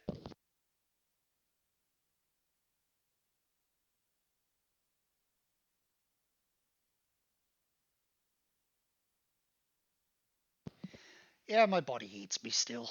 I'd rather have hiccups than how it has been hating me the last couple of days. So, new spell. Selecting this will allow the player to experiment with rune combinations and discover new spells. Well, I can't be doing that because I don't have anything. Runes. This section is an inventory of all the components of magical spells you have acquired. Well, I ain't acquired nothing yet. And quick spell. With this function, the player can review their current assignment of spells to the quick spell buttons. Well, like I said, I don't have anything. In fact, I have literally nothing. Besides, when I was actually trying it... Okay, well, that wasn't what I wanted to look at, but sure. Peering inside the casket, Antony sees the body of a monk. His raiment is that of his order, stained with blood that is seeped from many grievous wounds. It is a truly disturbing sight. It also heavily reminds me of the Genosagi. Points if you know what that's a reference to. Now, I'll save there. Okay, Antony, 814 AD, as opposed to Elias, 1150 AD. Yeah, so we are 336 years before Elias' chapter. So, Elias' great-great-great-grandmother hasn't even been born yet, probably. There was more I wanted to do, hang on. Equip the Scramps Axe. And I heard something in the blue urn. This urn's been glazed with a rich cobalt blue shellac, instilling it with an otherworldly spectral character. It has a strange sigil on its side. Okay, but I can't check in it. Because it sounds like there's something rattling about in it.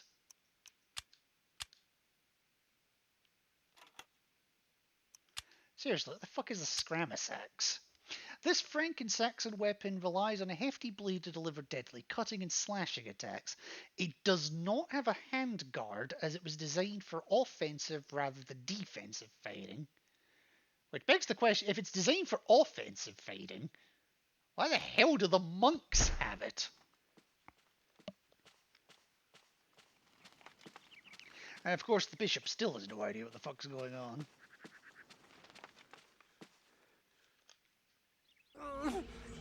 Oh!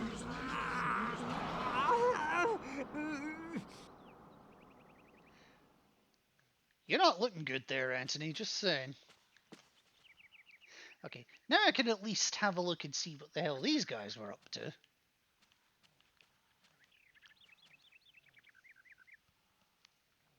A mysterious gold medallion rests upon the desk.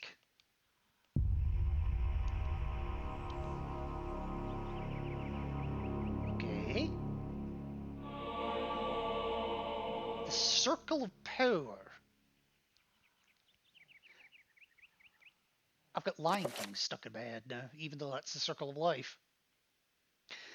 Circles of power describe the amount of power that a spell will have.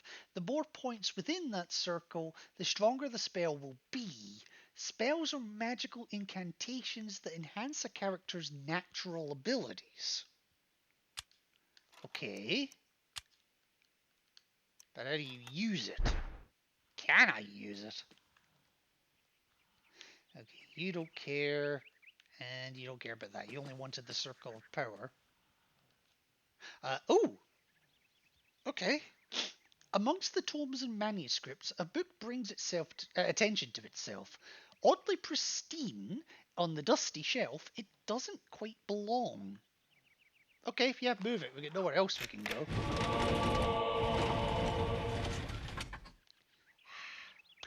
They wouldn't be true monks if they weren't trying to hide something from us.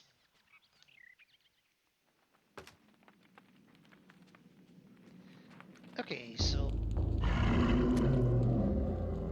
The fuck?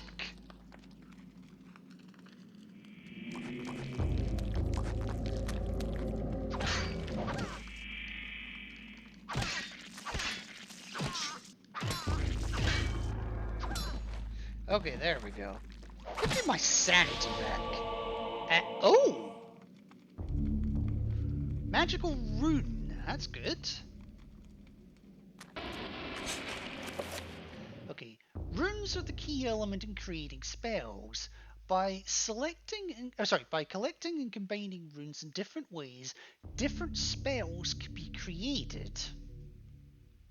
Okay. I still don't have enough to try it though. Okay.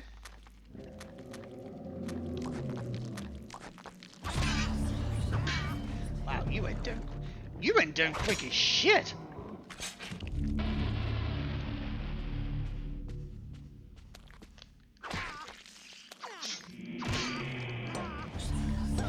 Okay, so I only actually lose sanity if they see me. So if I'd stayed behind him, I actually wouldn't have lost anything.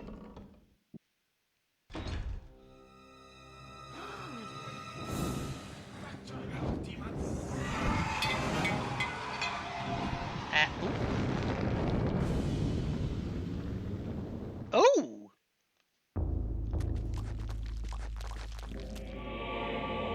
Alright, so you've got a torch. Which apparently these guys are weak to.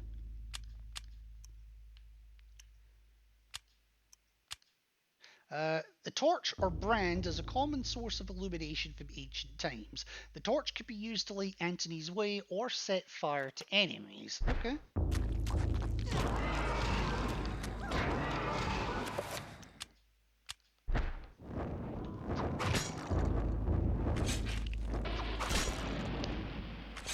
Get wrecked, Jimmy! Right, what do you want? Grateful for his life, the monk tells Antony what happened. He was carrying a sacred urn from the baptismal font when he was confronted by the bishop, who was brandishing a large blade and whose eyes burned with an evil fire. Frightened, the monk dropped the urn out of shock and ran. Returning to retrieve the urn, he found only the sword the bishop had left behind. With thanks, he gives the bishop's sword to Antony. Ooh!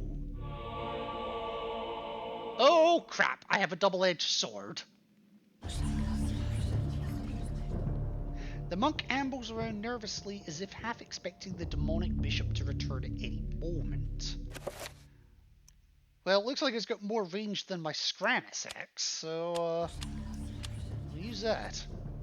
A heavy, single-handed sword with two cutting edges, it's commonly known as a bastard sword or hand-and-a-half sword for the length of the hilt, which can fit in one hand with the other for support. I have a bastard sword. Okay.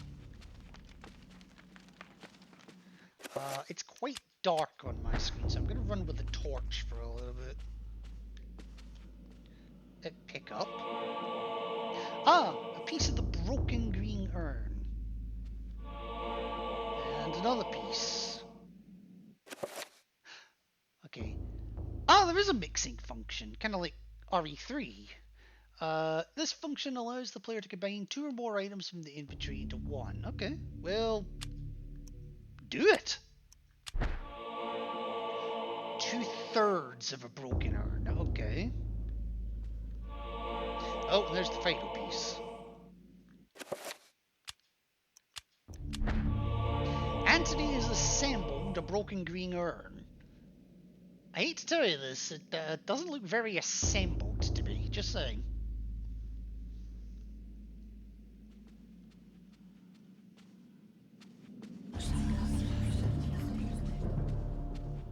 You're alright, dude, I'm not gonna hurt you. Ah, another one of these things, okay. Ooh, what are you? A carved stone tablet lies on the stone floor. A magical codex. Okay. Okay, so runes cannot be understood without a codex. Without a codex, runes in your possession will remain a mystery. Okay. Yes, it doesn't actually tell me what that one is, but it tells me that this one is Magobor, or item, but I don't actually have an item to put on it. I don't have the rune for it, I should say. I just have the knowledge of what it is. Well, I've got it now! Jesus!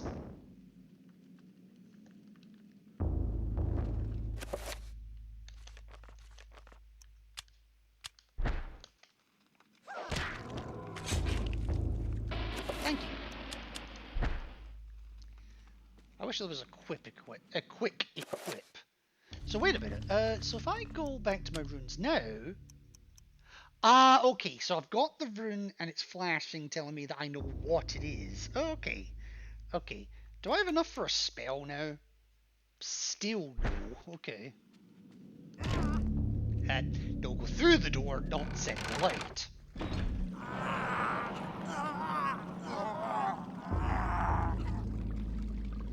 Jesus, you're getting worse. Okay, that's fine. Oh.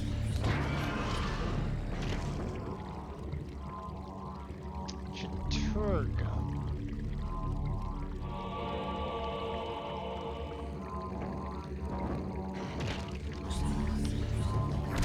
Nope. Ow.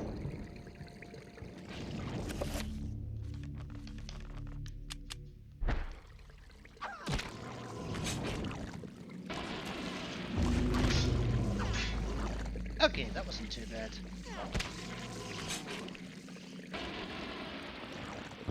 Alright, what are we dealing with here? A red urn sits beside the fountain. It's a filled red urn, okay.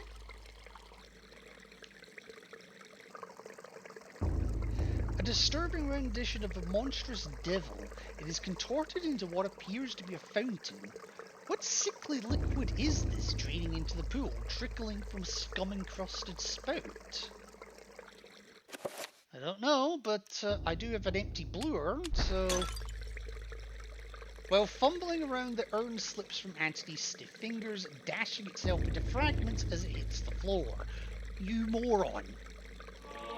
So I've got the broken blue urn.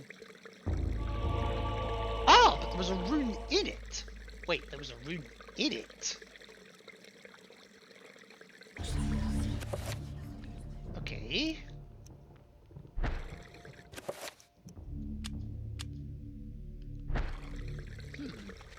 There's a rune in it.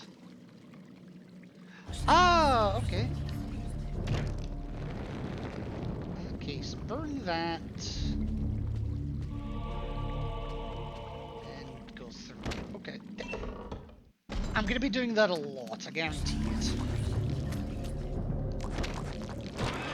Oh, I tried to. I tried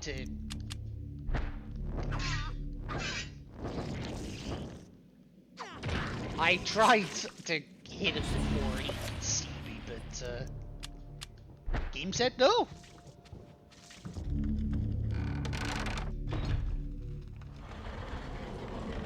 Oh.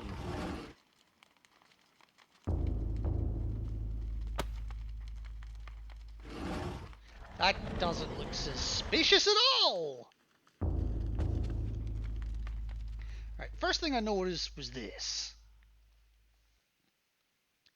Can't quite tell what that says. Anterbok? Okay. Ooh! Amongst the scrolls on the table rests an ancient scroll of what appears to be paper. Enchant item scroll. Okay.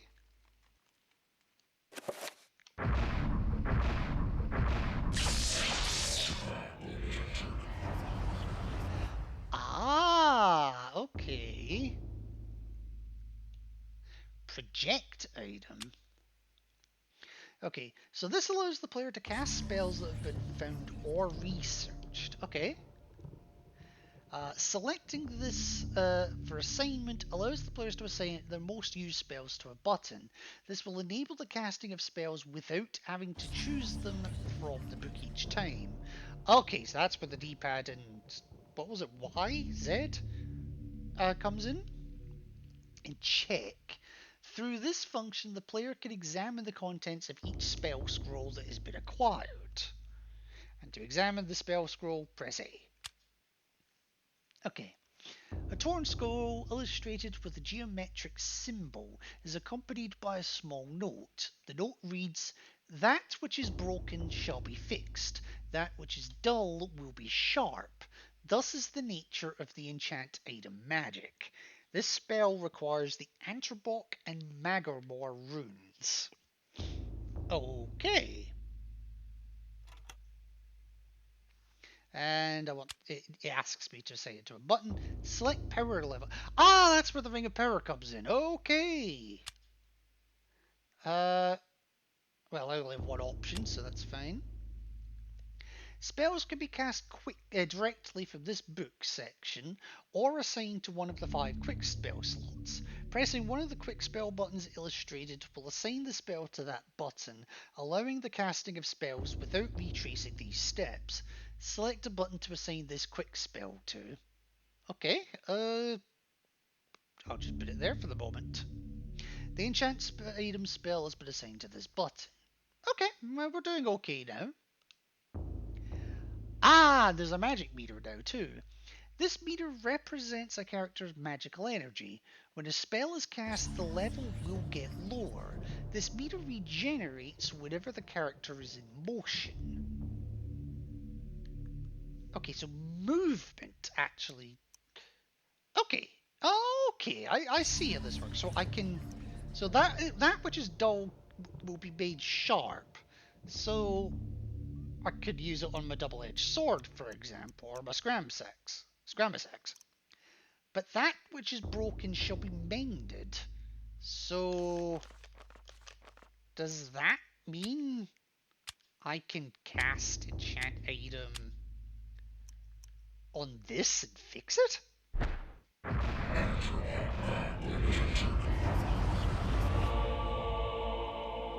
Yeah! Okay, and I can do the quick shortcut to just come straight into here. That's nice.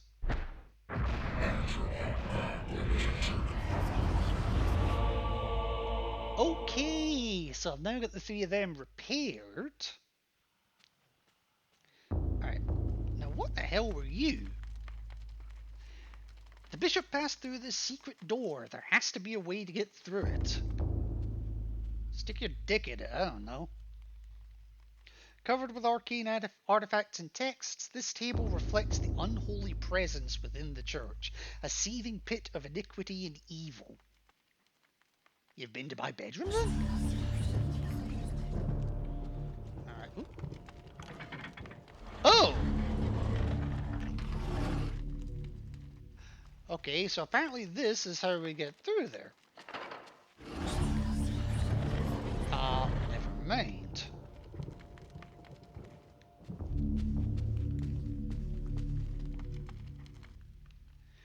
Okay, so this activated when I stood on it. An iron plate in the floor is carved with 3 curious circles. Dried splashes have marred its pockmarks and worn surface. Do the urns go here? Although the urn appears to sit correctly in place on the pressure plate, it does not appear to be heavy enough to depress it. I'm guessing I need the other 2, and I'm guessing they need to be filled. Religious texts of an unspeakable nature, written in languages utterable only by monsters or corrupt humans. I see we found the American section. I'm joking for any Americans watching, by the way, before anyone says that. So I guess Jesus, you do not look good, mate. I don't say that to be cruel, I'd say that as a matter of fact.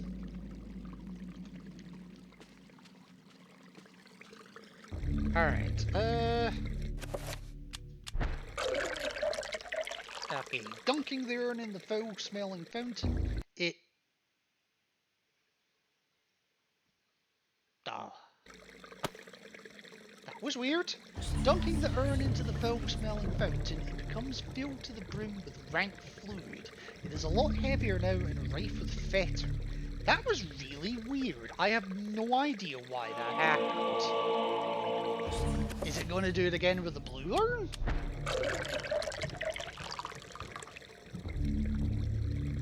No. That's really weird then.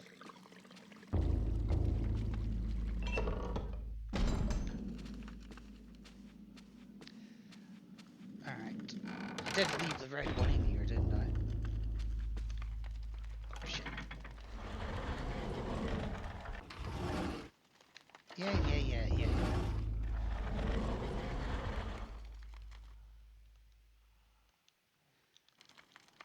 Just put the damn things down.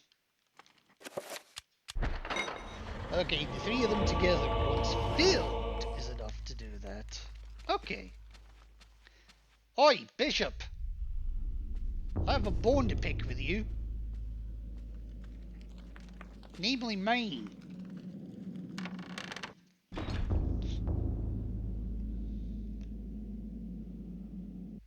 So, you have come to return my book. Very well then. Your book. For your efforts, I promise a quick and merciful death. What?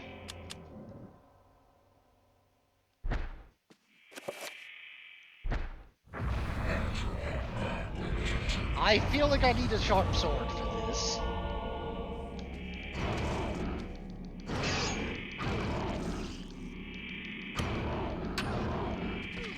Oh, I'm hitting the door behind me. That's what's happening.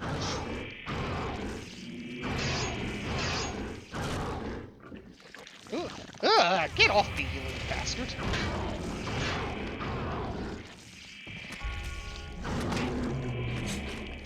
Get off me, you bastards! Okay, you can take them out of that. That's good to know. I've killed the bishop. I've got the bishop's key. I always thought once we were in there, I couldn't kill them. But good to know I can still do that if I lop their head off.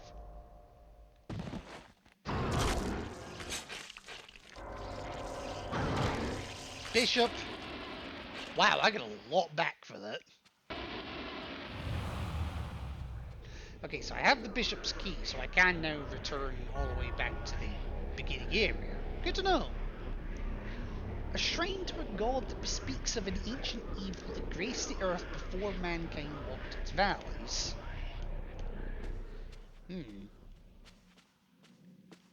Okay.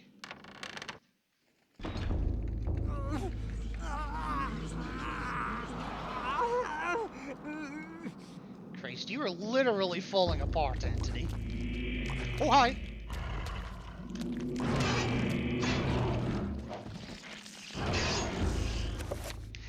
Give me 2 seconds, my alarm's going off.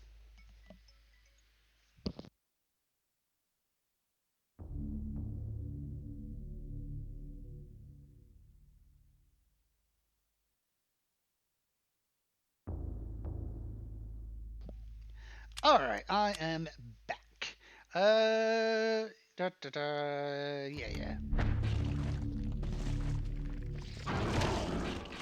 Okay, you be dead. You be dead. I has some sanity back. Oh.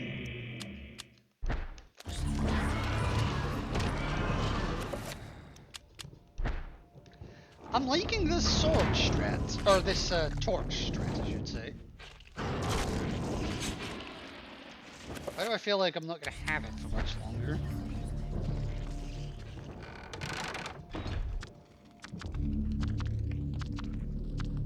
The fuck are you?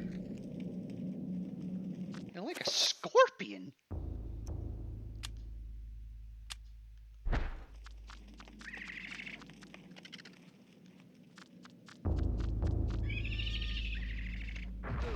Oh!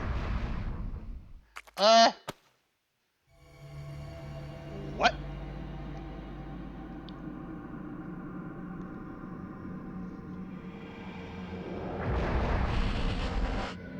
Okay. Huh? The Trapper dimension sprawls in every direction. Whilst in this place, magic cannot be cast, and humans are subjected to odd phenomena. The portals cycle from colour to colour as time progresses, and only the quick will escape. Okay. Okay, I could use a little bit of a heal after that. Oops. Uh-oh! God, that was close.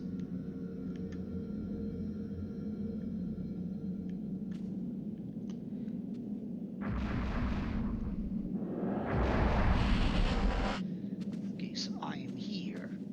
Wherever the hell here even is. Okay. Okay, so the red one leads me to a health refill. Okay. Purple just takes me to the end. That's good. It's good to know. I'm guessing blue and green are for magic and other things, respectively. For magic and stamina. Okay, and it takes me back to where I was. That's good. Good to... Okay.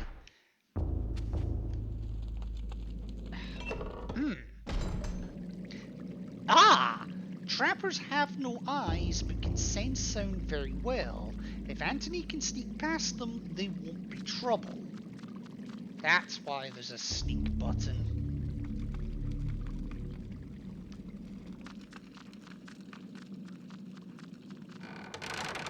Okay.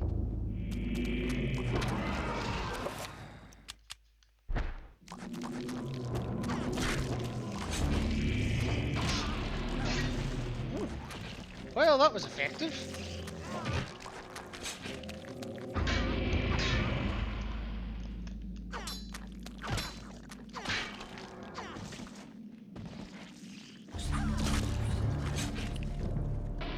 Love some Eternal Darkness, do you now, Slyhead Bo? Welcome into the channel as well, first of all, first time chatter. This is actually my first time playing this game, so I haven't a clue what the hell to expect. Other than I'm very quickly learning that everyone I play as dies at some point. I also know there is obviously the what's it called? Like the sanity meter here. The lower it is, the more effects I experience. If you want to manipulate that, I do have some points redeems in my channel now. I've got one for going high redeem, one for low redeem. Nobody's redeemed anything yet, so, or at least not on that front. So I'm kind of just playing it as I see fit. At the moment, anyway. You're still worrying about the bishop. I've killed the bishop. You're good.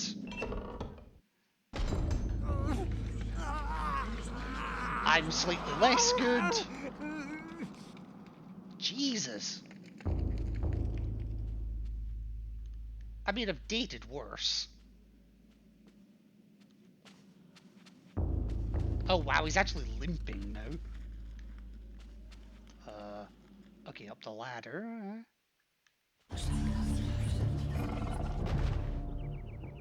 What the fuck?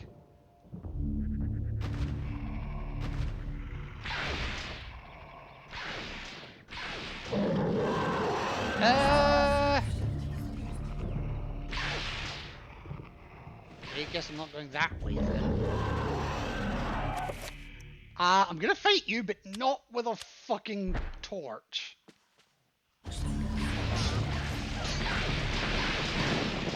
Oh, ow.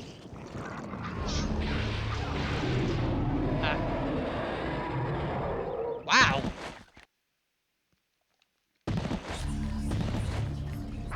That That did a lot more damage than I expected. I'm liking this double-edged sword. Like Michael Jackson over here, clapped. Fair, fair. Oh, we got fuckers down here too, really. Well.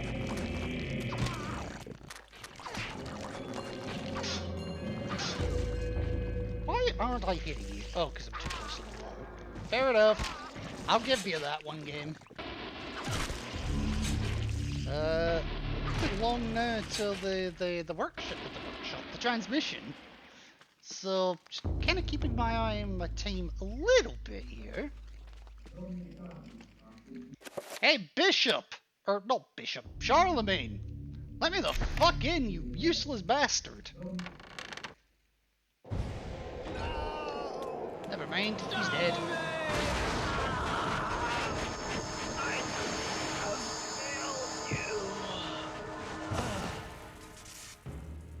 You are a fool for trying to save him, Anthony. His fate was decided many centuries ago, as is the fate of this world. Despite your faith, there is little to save you from the power of Ulyat. Ooh!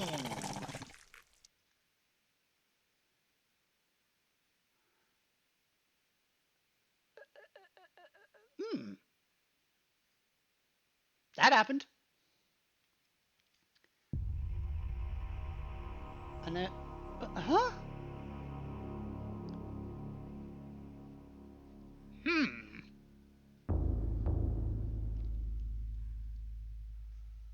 Okay.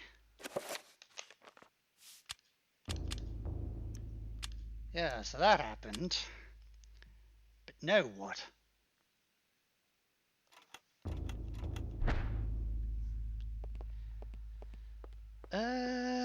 There's nothing I can do with that. Nothing I can do with that. Nothing I can do with this, or this, or this. Actually, I wonder, I've got an idea.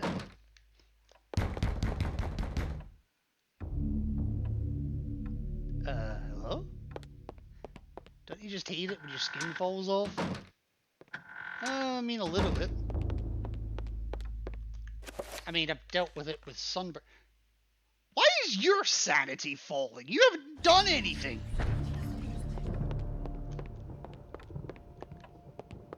Maybe it was the front door that went.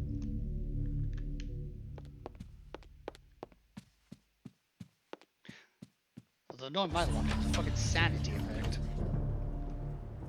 Sunburn or windburn?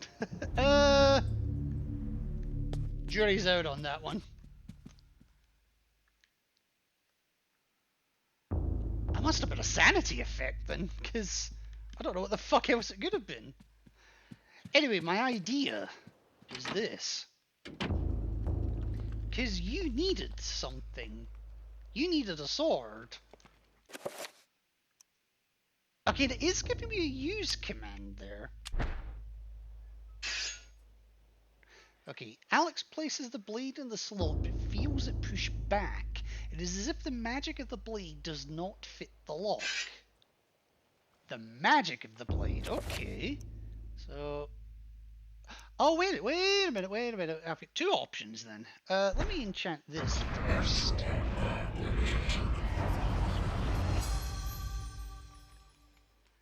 Let's see if it likes this. It's the wrong symbol though, that's the only thing.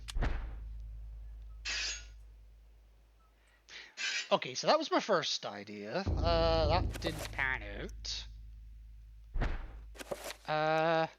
Alright, this is my second idea.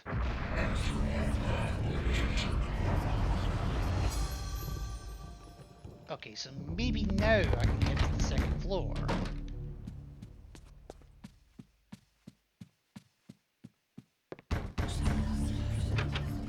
I don't believe you're real. Not anymore. Right, okay. Oh god, right. serene painting of a luscious mountain valley, delicately rendered in oils. Time has taken its toll on the surface, which is soiled with dirt and scratches. They just don't make them like they used to anymore. You're looking at me.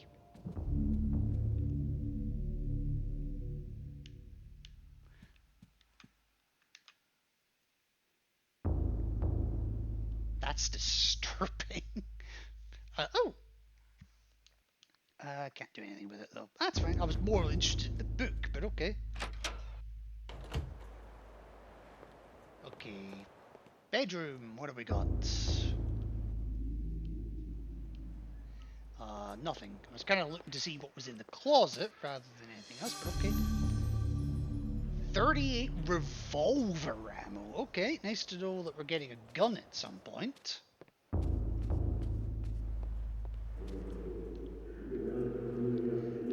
All these pictures, none of which I seem to care about. Ooh. One of the drawers in the dresser curiously has no keyhole. In its place is a small triangular design flanked by a magical symbol. Okay, well I don't have anything that can deal with that right now, because all I can do is repair shit and make shit sharp.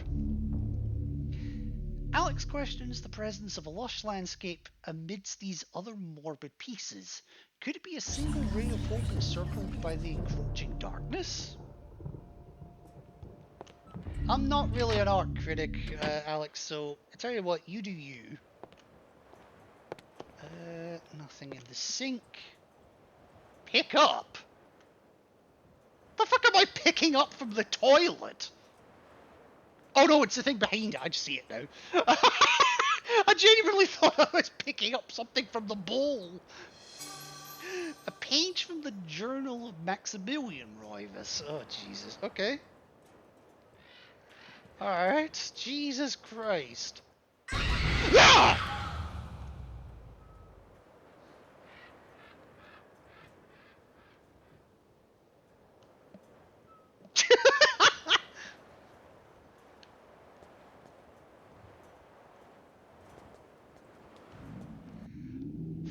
Fuck you, game! Fuck you! I think I need this now after that! Oh my god! Why not pop in the tub? Is it... I'm so... As of this moment, I am glad that I physically do not own a bath. I only have a shower. But fucking hell! You know what? Part 1. You know what? After that...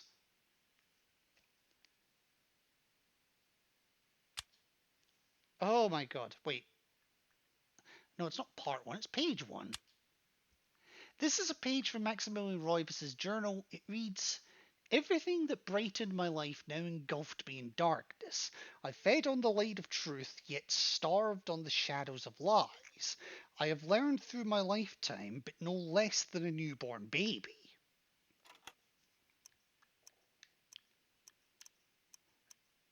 Wait, so I'm not actually using the...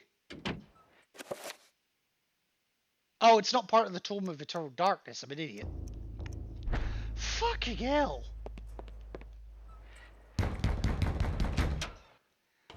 Fuck off, I know you're not real. Oh. And you're still looking at me. That's fine. You look at me all you want. You know the rule when it comes to women. Look but don't touch.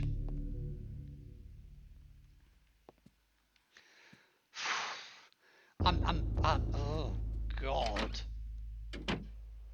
Okay, another bedroom it looks like.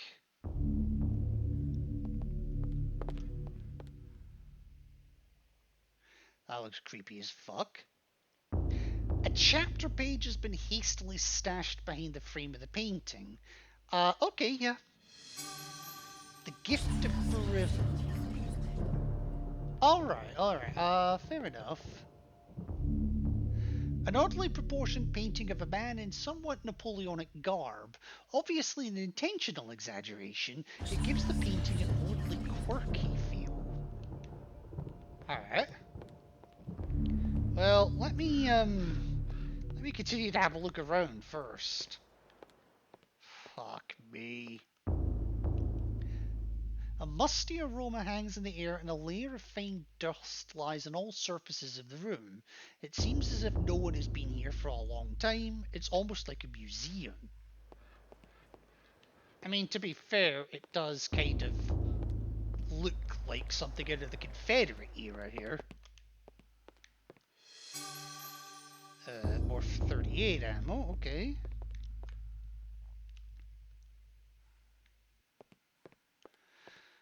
I'll get my breath back eventually. Fucking hell. Right, I know I've got the tome page. I want to finish having a look around here first. Whoa, what?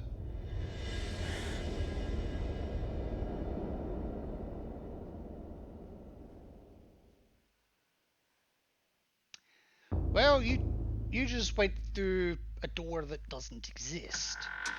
Good to know.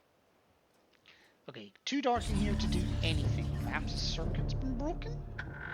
Oh, it literally just throws me straight back out. Okay. Ugh.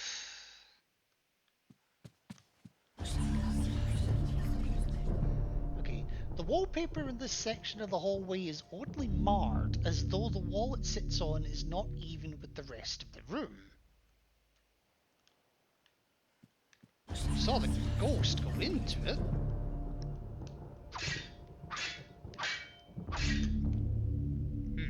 Okay, so that's obviously not.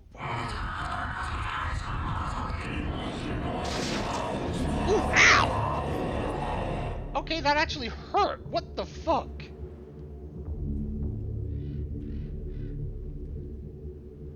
Okay, the stained glass depicts a glowing medieval maiden, luminous even with the faint light of the setting sun. The maiden clasps a piece of parchment in her hands. The window gives Alex a strange feeling, almost as if it is magical and not really there. A glowing field of energy protects the window, and boy does it fucking hurt.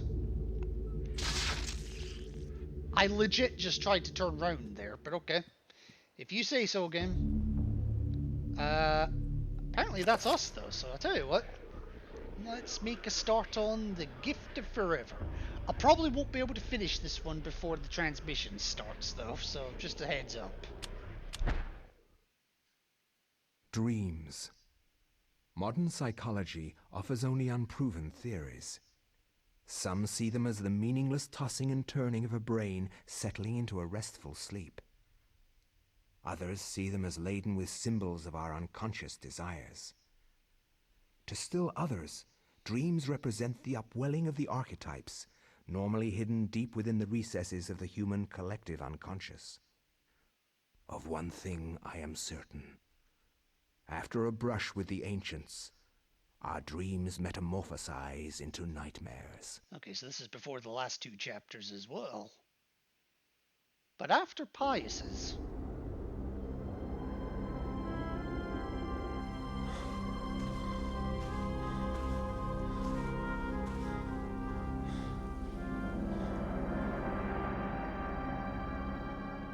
I have implored you for years, yet you ignore all my advances. You dominate my dreams, and I can think of nothing else. She has no interest in a commoner. 100 times more than you love me. My life has become a waking dream, Karim. For weeks, I have dreamed of an ancient treasure, so precious that it changes all life around it. It must be mine, Karim. If you truly desire me, as you say, then you will find this for me. Bring this treasure to me, and I will be yours. Both of our dreams will come true. Yes! I need nothing more than you. Find artifact, get laid. That sounds about right. Think of nothing else. Promise, If I leave, you will not forget about me. You need not worry. I desire nothing more than the treasure that you seek. Leave now, Karim, and I shall await you. It really is amazing what men will do for promises of sex. No hesitation this time.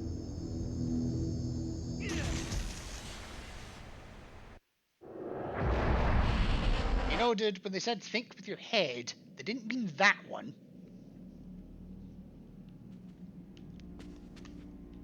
Alright.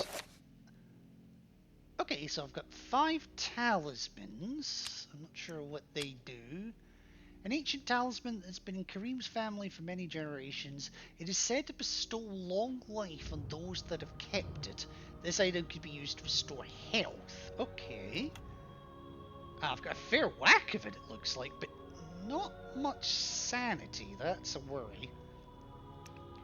19 chakrams. The chakram was a favoured throwing weapon throughout Central Asia in medieval times. A balanced ring of metal, sometimes beautifully decorated. It would be hurled at an attacker. Why would you throw something that's beautifully decorated? You're just going to decorate it with blood. Whichever way you cut it ain't going to be beautiful afterwards. Heavy chakrams could sever limbs or heads, however they were not designed to return to the thrower. To be fair, I would not want a sharp boomerang. Just no. To be honest, a sharp boomerang would be more dangerous to its user than the thing it's throwing at. And I've got a toolbar, okay. No, equip it, please. The toolbar is a curved blade with a heavy chopping edge. Most toolbars had a circular hilt and pommel, making them easy to recognize. Okay. So far, so good.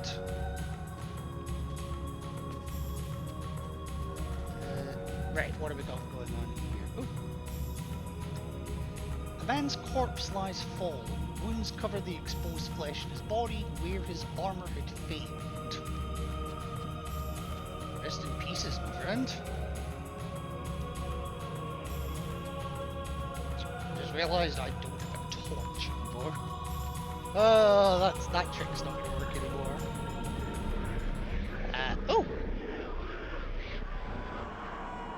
Well, gee, this room looks familiar. The new statue of Anthony. Nice that they gave him the face of before he was demented.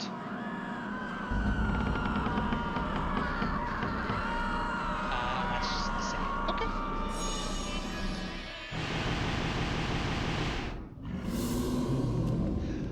Yeah, I figured that'd be a bit too easy.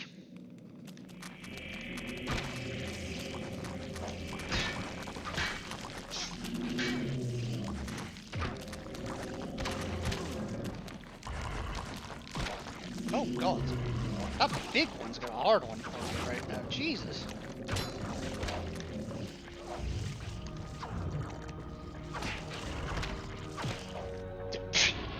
So that's less hitting or spanking, but okay.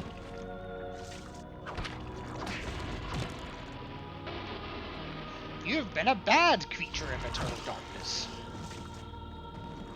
Take your punishment.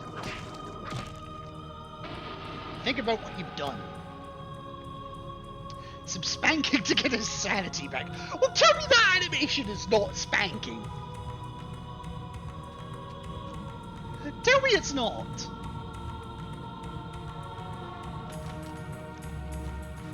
Okay, so...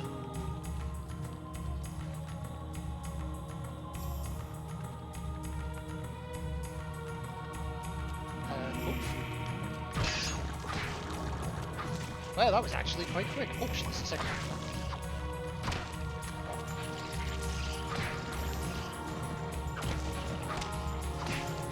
Oh, Jesus Christ! I jumped at my skin! Yep. Alright, give me 2 seconds. Alright, it is transmission time, so we're actually going to swap this up right now. Which screen do I need? I need this one.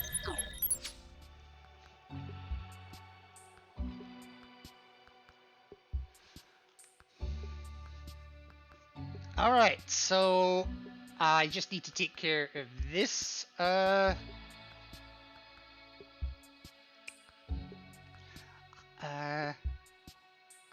No, you're not getting banned for that. Or not getting unbanned for that, sorry.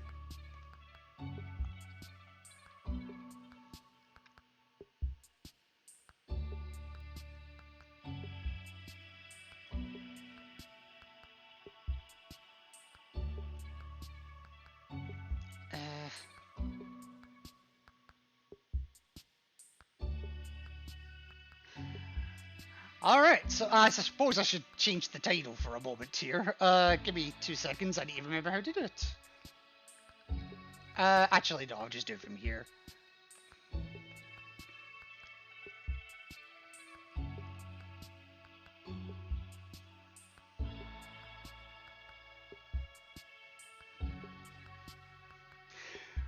I've been looking forward to this for quite some time. So, you know what? Let's see what the heck they've got in store for us. Please let it be a fucking release date. Please! How's the audio, by the way? It's not too loud or too quiet, is it?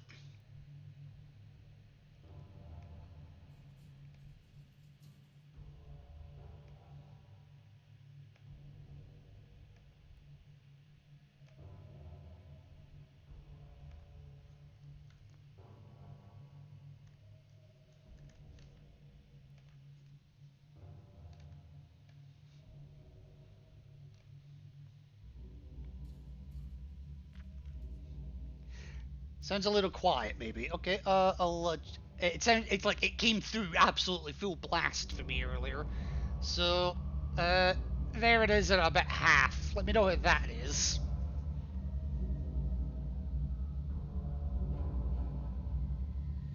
That sounds good. Okay, okay.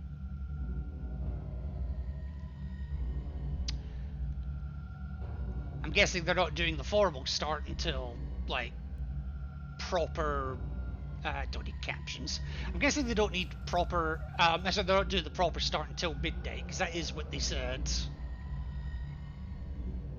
I wonder if can I cheese this? Because I could last time.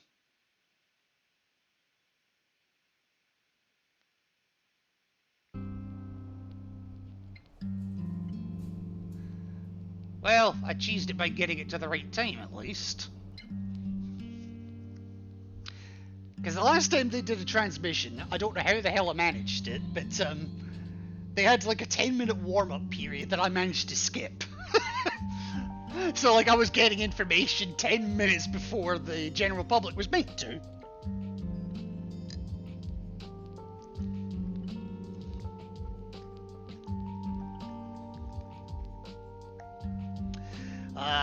So Hippo, have you seen anything of the Silent Hill series before? Is that the kind of games that you go for, or is it just Eternal Darkness?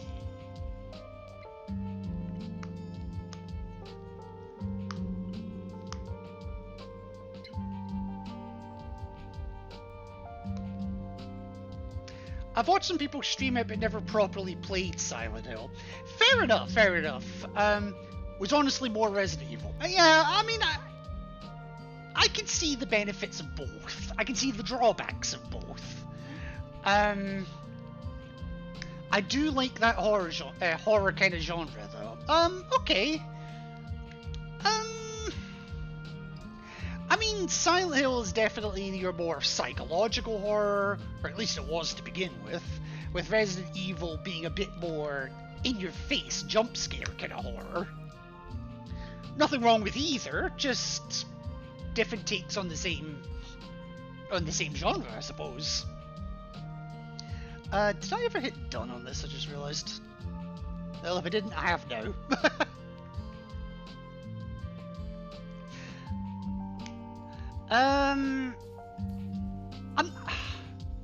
So you say you've watched them. Oh, hang on. Yeah, I think most people tend to like both, but prefer one or the other. Yeah, it's not one size fits all. Oh shit! I forgot about the ads. Hang on. Right. So there. I do need to run an ad within the next 5 minutes, so I'm going to run it now, and hopefully it finishes before they start. So, yeah, give it a couple of minutes.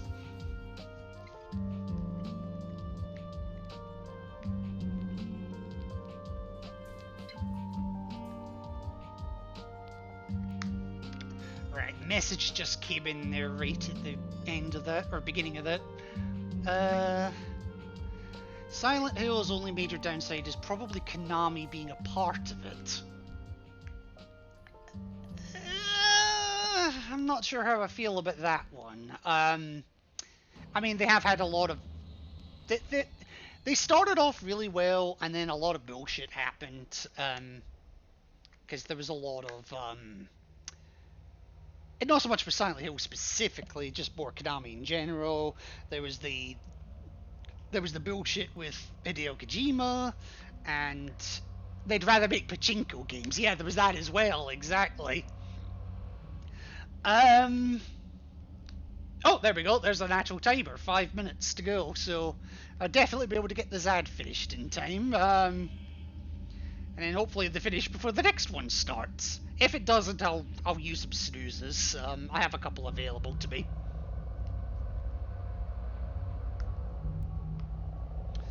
But, yeah, they'd rather make pachinko games. I think that was, like, old Konami. Like, they got into the whole pachinko phase, and then kind of got their shit together again. But I'll give them credit. They are trying to get back into the full-on gaming scene. They are trying to bring Silent Hill to a new audience. Although, if short message is anything to go by, I'm slightly concerned. But given what they said in the first transmission way back in 2022, and the video that they've posted since then of the of like a preview of the combat in Silent Hill 2, or the new Silent Hill 2, I'm still willing to keep an open mind. I won't say it's good or bad either way. I'm expecting it to be a really good game on its own merit. Whether it will be a good Silent Hill game, jury's out on that one. That's just my take on it. Fingers crossed. Yeah, exactly. And I think a lot of the people that hate this, that will hate the game, because let's be honest, people are going to hate the game. I think a lot of them are going to say, "Oh no, it's not a Silent Hill game. How dare you call it a Silent Hill game?" Blah blah blah. I'm sure when the time comes that if you were to remove Silent Hill from the title and just look at it as a generic horror title, it's not going to be that bad of a game in its own right. Also, for anyone that was in the ad break, welcome back.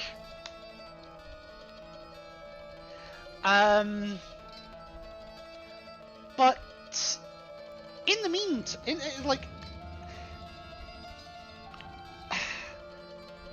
where am I going with this? I am going somewhere with this. I just can't think where it is. It's kind of like Resident Evil fans hating 4 or 7 really changed up the formula.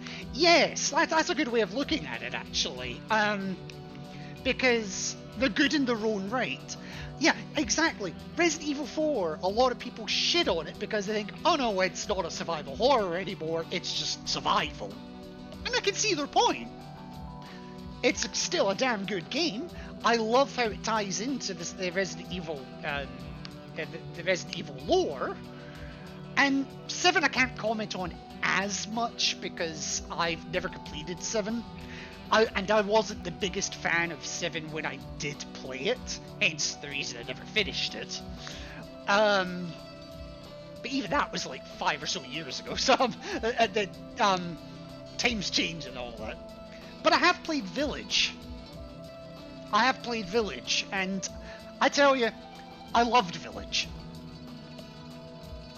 Again, completely different to the original Resident Evils of the series. I've never played Resident Evil 1, the original. I've played the remake of 1, but never the PS1 original. But even if you were to compare it to 2 and 3, they look nothing like each other anymore. But I don't care, because they're just good games. I enjoy playing them. The lore, at the end of the day, for me, comes the lore is secondary. I had it on PS1, but the GameCube one is better, honestly. Well, yeah, I agree, but you also have to give them a little bit of credit. Resident Evil 1 on the PS1 was very much their first attempt at the series, the first attempt at the game. And for all intents and purposes, they were just finding their place on the console. 2 and 3 just took the formula that they had from 1 and refined it. And to be honest, it's the same with the Silent Hill series. 1 was a good game, again, just finding their format. 2 was amazing, no arguments. 3 was amazing, very few arguments. And then the room kind of just swaps it up all over the place. But enough about that. Let's listen to this.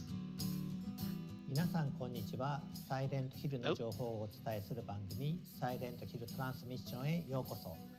サイレントヒルシリーズのプロデューサーを務める岡本元井です。前回は多くのタイトルの最新情報を一気にお届けしましたが、今回はサイレントヒル2についての情報にフォーカスした第2回目のサイレントヒルトランスミッションとなります。Good man. ぜひ最後まで配信をご覧ください。先ほどプレイステーションの配信番組でもサイレントヒル2の新たなトレーラーが公開されましたが、それとはまた別のゲームプレイ映像をご覧いただきたいと思います。それではこちらをどうぞ。I'll have to look out for that because I forgot State of Play was also today.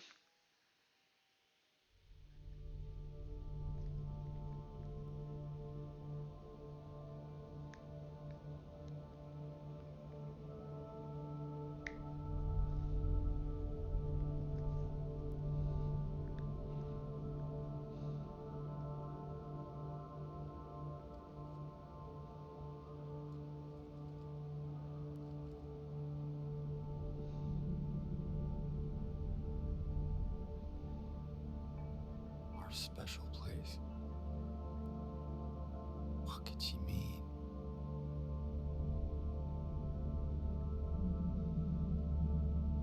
This whole town was our special place.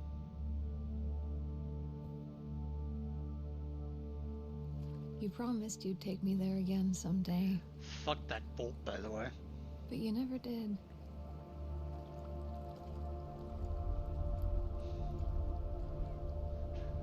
Ugh, that boat section on the 10-star run, I still have nightmares about that. I got a letter.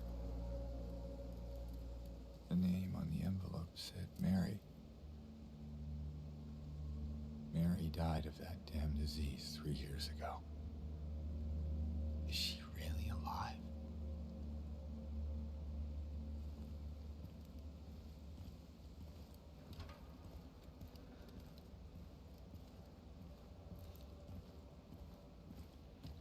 Okay. So, immediate first thoughts.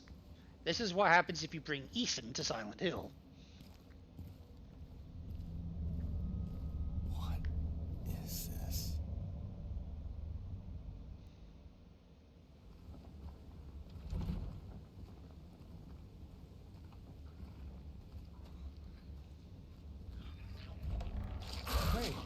Wait.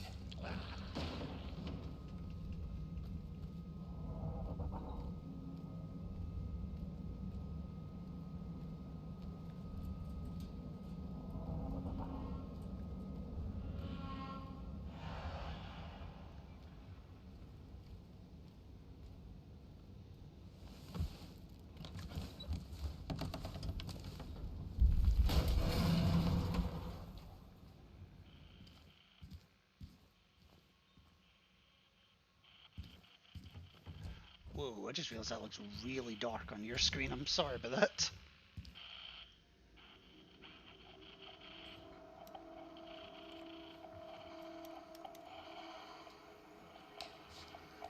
Oh, it's fine for you? Okay, no worries.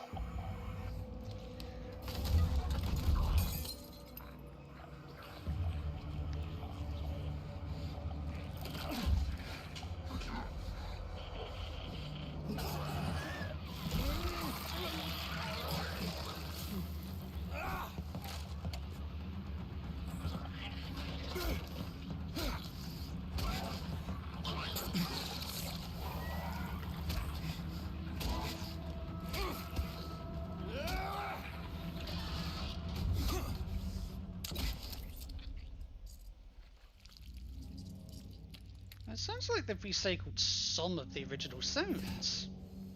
Which isn't a bad thing, just interesting.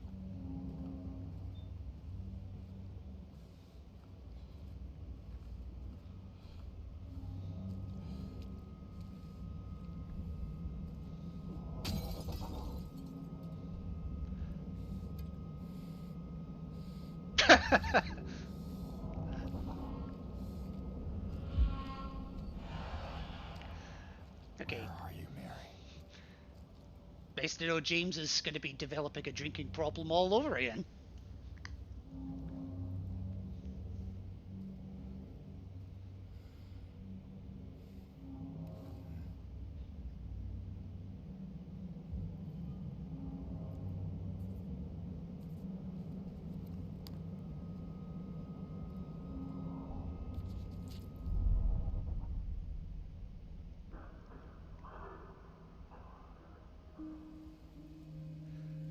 Okay.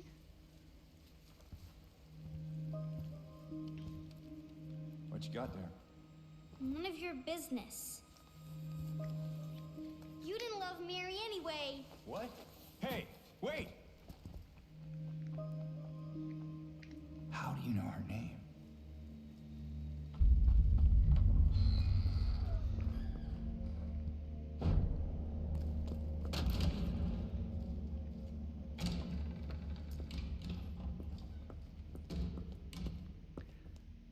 Where did she go? I don't know. Let's look around. Just when I thought they couldn't make Brookhaven any creepier.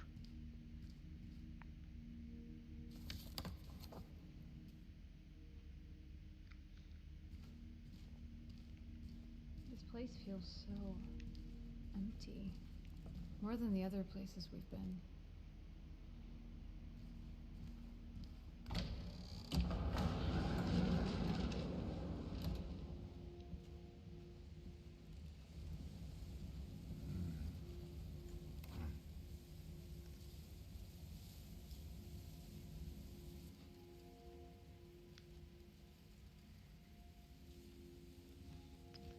Okay.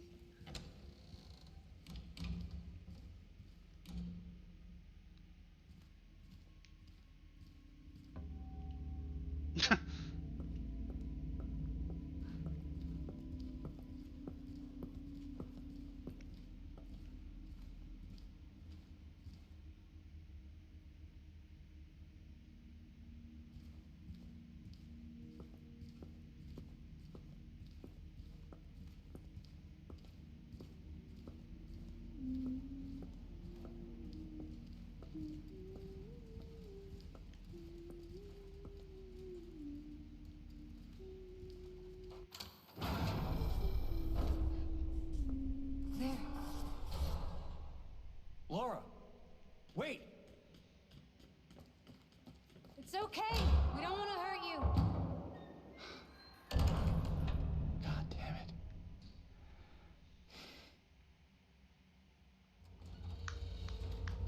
Now,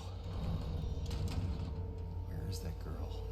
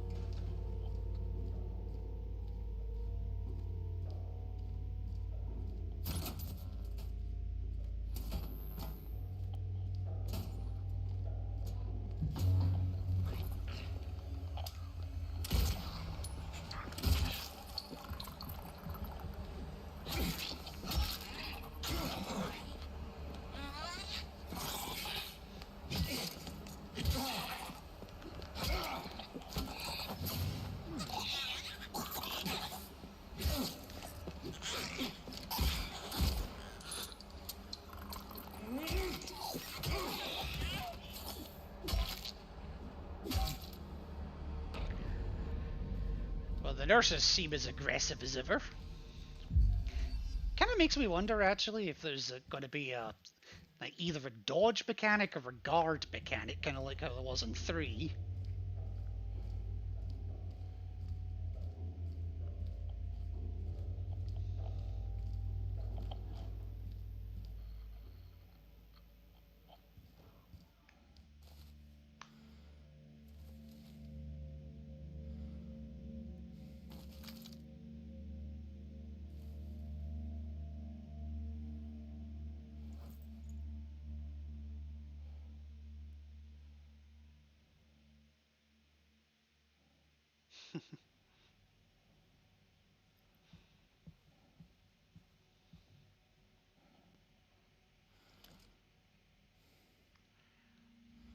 Oh yeah.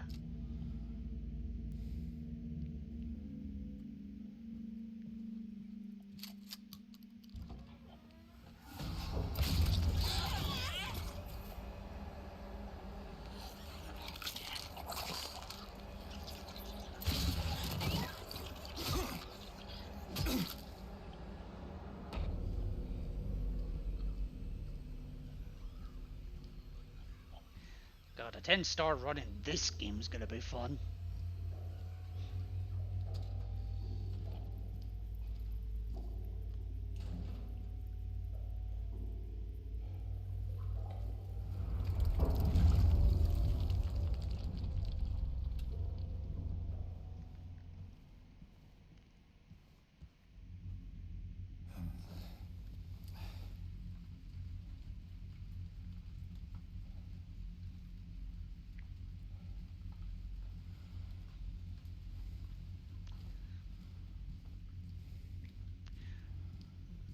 I'm also kind of wondering.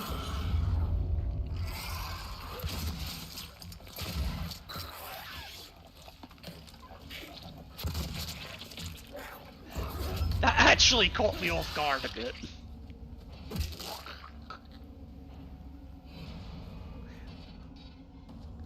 I was about to say I'm wondering how they're going to do the other world shifts in this game.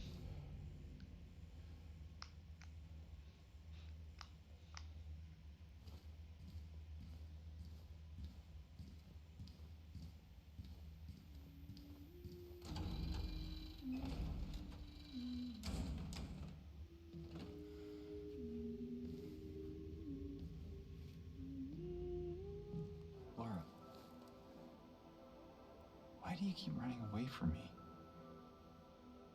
And how do you know about Mary? Mary's my friend. We met at the hospital last year. Stop lying.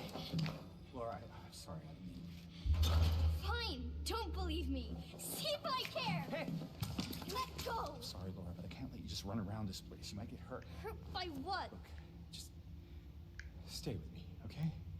This is no place for a kid. Fine. But there's something I gotta get. Laura. It's important. What is it? A letter. From Mary. What? I hid it.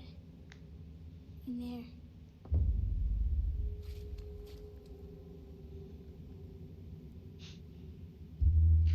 Nice to know James is going to be just as gullible as ever.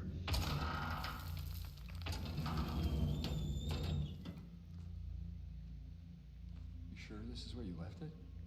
It's in the back. Behind an old pipe. Okay, wait here.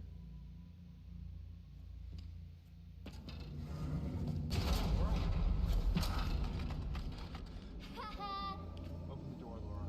Why should I? I'm a liar, right? Want me to open it? Huh? Do ya?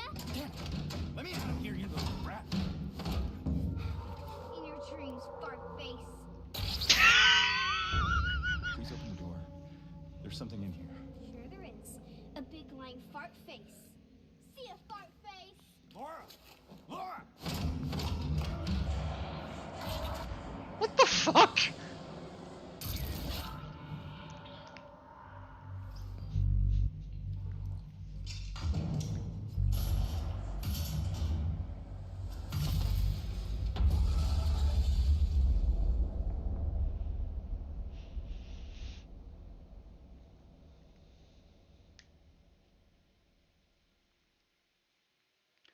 Oh, first impressions are good, I'll say that much. October 8th! Ooh! 皆さんいかがでしたでしょうか。真のサイコロジカルホラーであり、シリーズ最高傑作として評されたサイレントヒル2のストーリーはそのままに、本作ではよりその世界観に没頭できるようにゲームデザインやユーザー体験を強化しています。そしてすでに発表いたしました通り、発売日は10月8日です。こちらはプレイステーション5と Steam でリリースされます。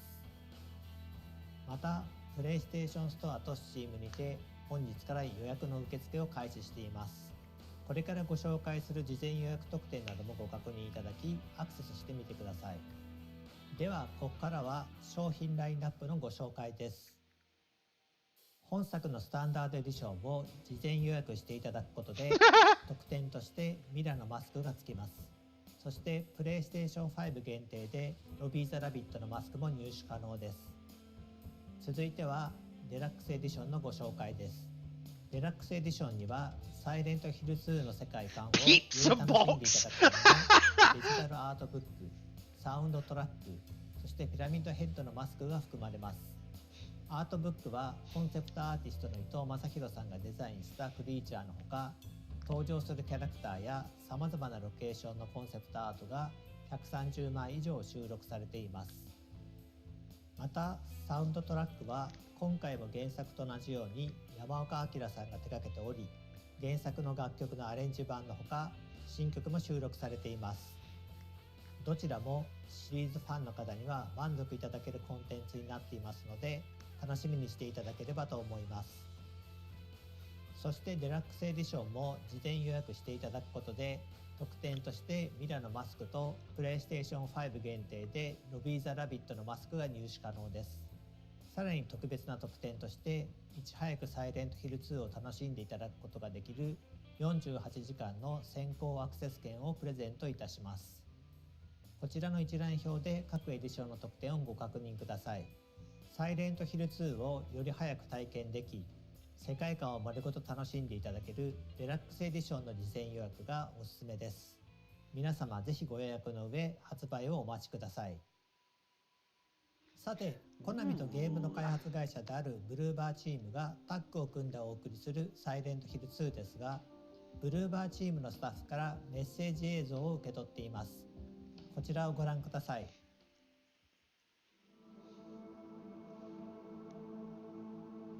I'm very excited for people to play this game. There's no one aspect that I could say that I want people to experience, because I want people to experience all of it.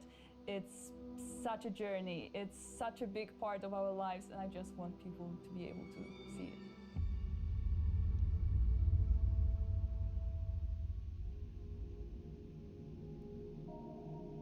I think the biggest challenge that we've had was actually how to make the game approachable for the newcomers who have not played the original, but at the same time to still retain the familiarity of the game that player remembers from 20 years ago. Our goal from the very beginning was to maintain the game's atmosphere while modernizing the gameplay to make it competitive in 2024. In the remake, the story remains largely the same. However, with the magic of modern technology, we were able to expand on some of its aspects. The hardest was designing combat.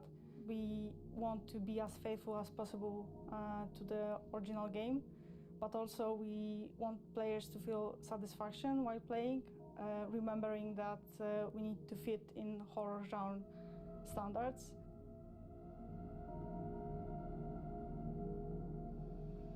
So when making a game with static cameras, you as a designer have much more control over what players sees, where they go, and so on. The change for the third-person perspective was a challenge. That being said, it's a chance for us to expand this world, to show the players new elements that were previously inaccessible, and just make this game richer. So the main thing that requires rethinking was the fog, because it was called classic in the original game, and it's a veil that covers the world and makes the player to feel even more isolated. New technologies gives us a chance to do things that were not possible during the earlier generations of video games. For narrative, this is very visible in facial expressions. We can tell so much through just the subtle changes on characters' faces.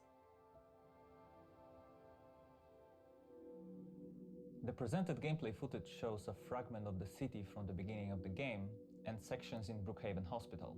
The fight against monsters is prepared in a more tactical form, and it's mainly based on the varied designs of the enemies. James is not used to fighting, so his arsenal of attacks is limited. Adapting your approach to the situation will be the key to success.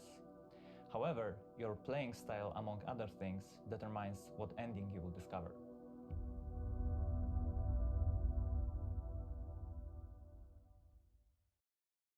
本当にサイレントヒル2を大好きな人たちがこのリメイクに関わっています。細部までこだわって作っていますのでご期待ください。さらにゲームの中でジェームス役、メアリーとマリア役を演じてくれたキャストのインタビューも届いています。こちらもご覧ください。Well, that's my pre-ordering, that's why I was being quiet. So I'm Luke Roberts, and I'm playing James Sunderland in the remake of Silent Hill 2. My name is Salome Gunnarsdottir, and I play Mary/Maria. When you're playing an iconic character such as James Sunderland, you obviously have to respect the original. When playing these characters in this game, the thing that I paid most attention to was the original game. So he is not an action hero by any means. He is just a guy who is a little lost at the top of this game, and in a sense of he is to a greater extent in a bewildered state. So it's very interesting charting his journey. This one, we're trying to honor something that's already been made, and so it's not me creating something, it's me channeling something. The tone of this game is very important. And the team at Bloober were very keen to create an incredible atmosphere for the gamers. I do believe that this will be trying its very best to capture and recapture the atmosphere, the vibe, and the story, and sometimes like the literal words and moments of the original.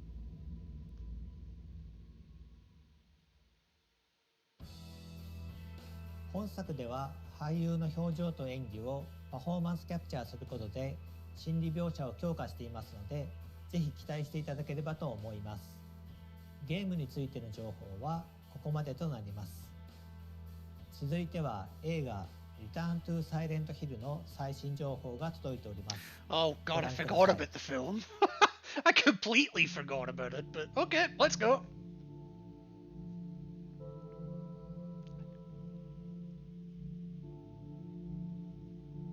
Nice touch. I came to adapt Silent Hill 2 with respect and passion. It's an act of passion for me.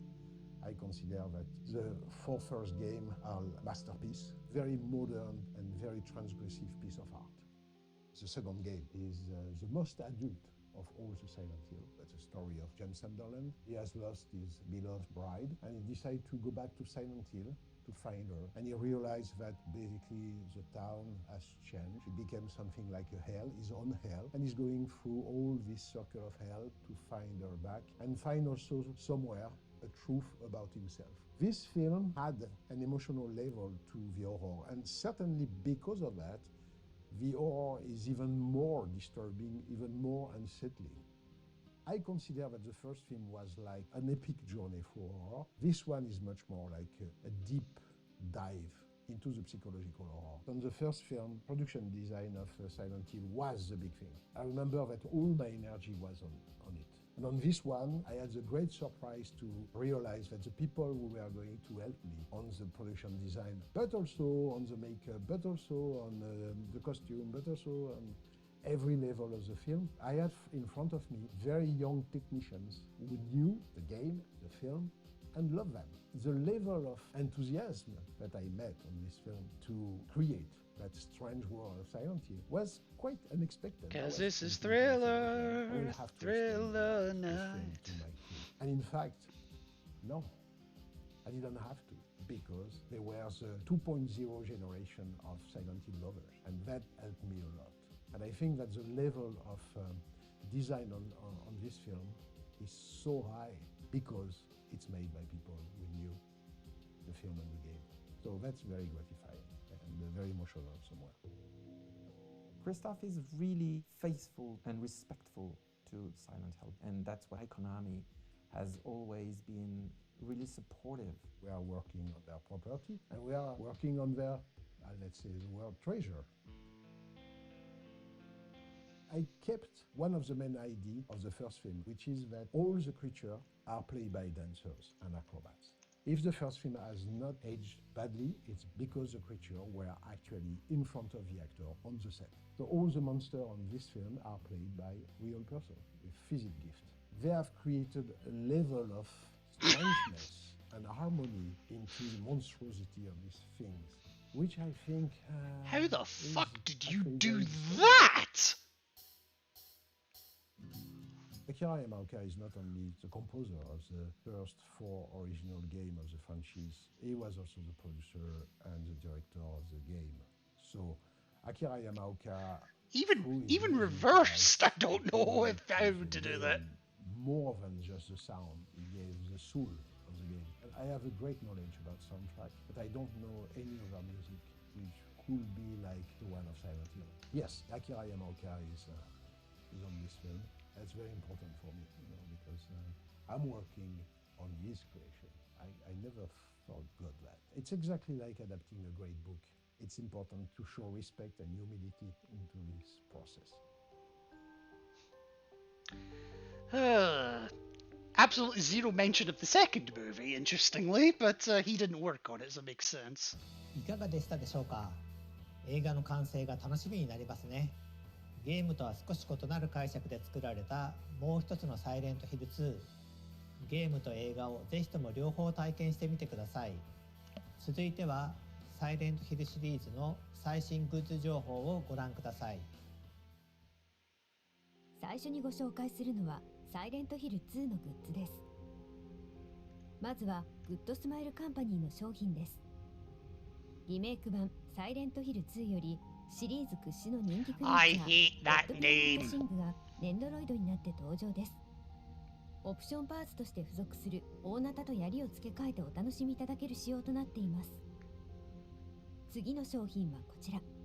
月光より犬エンド6分の1スケール貯金箱スタチューの予約受付が、Mira is actually fucking cute. 物語のすべては柴犬のミラが操作していたという隠しエンディング、通称犬エンドがスタチューになりました。単なるスタチューではなく、コンソールを貯金箱にすることで実用的なアイテムとなっています。ファナティックからはサイレントヒルに登場する様々なアイテムが実際の商品となって登場します。まずはコインパズルセットとなります。原作のサイレントヒル2において、ブルークリークアパート105号室にあるドレッサーのくぼみに入れる3枚のコインを再現しました。コインは3枚セットでゲーム内のパズルを模した特製ディスプレイボックスに入れてお届けします。Cash grabby. We'll get to cash grabby. キーカードとなります。こちらも原作のサイレントヒル2のブルックヘイブン病院にあるルイーズパズルの箱を開けるのに必要なパープルキーカードを再現しています。5000点限定、シリアルナンバーを封入してお届けします。ご紹介した2商品以外にもご覧のグッズをご用意しています。詳細はファナティックの公式ホームページをご確認ください。I like the pin badge. オフィシャルコナミショップからの商品をご紹介します。まずはジェームスジャケットです。サイレントヒル2の主人公であるジェームス・サンダーランドが原作で着ているアウターを再現したこちらのジャケットは、武骨なスタイルとミステリアスな魅力を醸し出しています。謎めいた主人公を体現したい方にはぴったりのアイテムです。ジェームスのジャケットを着ればサイレントヒルの陰鬱な雰囲気を感じ取れるかもしれません。続いてサイレントヒル2キーアートシャドーボックスです。リメイク版サイレントヒル2のキーアートを立体的に再現したシャドーボックス。ゲームの怪しげな雰囲気をご家庭のインテリアとしてお楽しみいただけます。その他にもオフィシャルコナミショップではご覧のグッズをご用意しています。続いてプレイステーション5で無料配信中のサイレントヒルザ・ショートメッセージのご紹介です。Do we have to? 現在までにグローバルで250万以上のダウンロードをいただいており、これまでのサイレントヒルシリーズのテーマを踏襲しつつ、現代に生きる人々へのメッセージを盛り込んだ短編作品です。これまでのサイレントヒルシリーズから独立した作品として遊んでいただけますので、ぜひプレイしてみてください。そしてそのサイレントヒルザショートメッセージからも Short Message is another game that I would say is another example of a good game in its own right, but not necessarily as a Silent Hill game, even if it is short. 伊藤正弘氏の完全監修を経て、桜が象徴する儚い美しさと裏世界でプレイヤーを精神的に追い込む心にまとわりつく恐ろしさを宿したスタチューになっています。不気味さの中に存在する美を表現するために、体のラインや足の造形にも細心の注意が現れています。続いてはサイレントヒルザショートメッセージオリジナルサウンドトラックです。サイレントヒルシリーズを手掛けてきた山岡明氏が全楽曲の制作を行っています。80曲以上の大ボリュームの中にはゲームに入れられなかった未公開楽曲も収録されており、ファン必聴のアルバムになっています。現在 Spotify や Apple Music などの各種音楽ダウンロードサービス、Who the fuck streams from Rakuten these days? 皆さんいかがでしたでしょうか。サイレントヒルシリーズの世界観を表現したグッズをぜひお買い求めください。それでは最後に本日ここまで皆さんにお届けしてきた中での一番のトピックスをもう一度。You got me there. サイレントヒル2は10月8日発売。そして本日から予約開始となっております。ぜひ皆さんこの配信の後にチェックをお願いします。本日はようやくサイレントヒル2の新しい情報をお届けすることができて嬉しく思っています。ぜひ発売まで楽しみにしていただければと思います。またこのサイレントヒルトランスミッションでは今後も継続してサイレントヒルシリーズの情報を皆さんにお届けしてまいります。続報を楽しみにしていてください。本日はご視聴いただきありがとうございました。Okay, that was largely positive, honestly. I'm just lingering to see if they have any like post-transmissionary shit. Sometimes they do, so I still can't believe I forgot State of Play today. That one's gonna be gnawing at me for a while. But I guess there just isn't gonna be anything. Okay, no worries.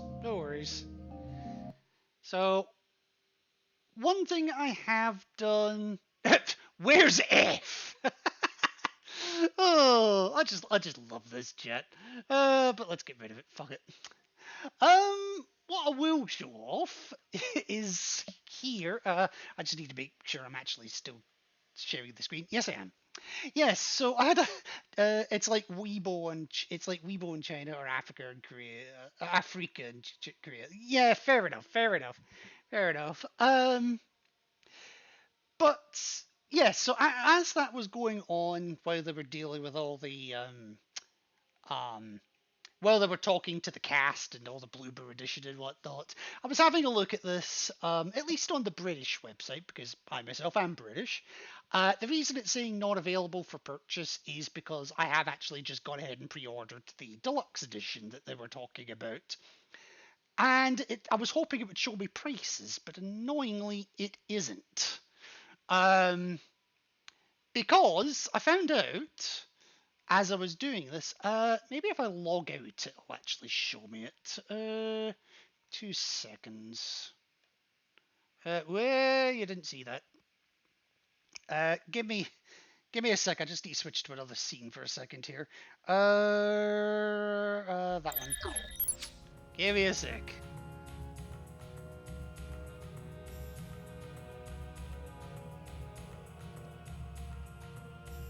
Alright, now I will put it back. Yes, the game has been running in the background the entire bloody time. And then back to this one. Sorry about that. Yeah, so the original, like the bog standard edition of Silent Hill 2 for pre-order, $59.99, which is a lot for what you're ultimately getting. I grant you that, because you're getting the game, the fact that you've pre-ordered it, the dog, Mira the dog mask and Robbie the rabbit mask, which, yay. That's all I can say to that, just yay. But $59.99 for all of that is maybe a little on the steep end. But then you've got the deluxe edition, which includes all of the standard edition, the digital soundtrack, the digital art book, the Pyramid Head pizza box mask, and you get access to the game 48 hours earlier for an extra £10. $59.99 for essentially just the game and a couple of things you can play around with, or $69.99 for the game and a lot of things you can play around with, and 48 hours earlier? I normally don't go for deluxe editions, but for me, the deluxe edition was the better idea.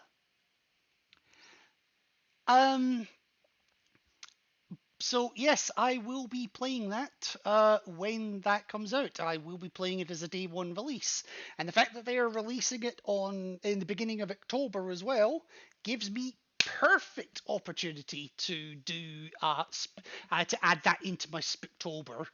I think that's how they get people. Always put 48 hour or 72 hour access, the slightly more expensive. Yeah, I accept. I'm effectively paying £10 extra for play the game a couple of days early. But I mean, I stream games, so it's it kind of makes sense from that perspective. Hell, to be completely honest with you, Hippo, like if just a couple of people sub to me because of that particular stream, then that £10 bonus is paid for itself.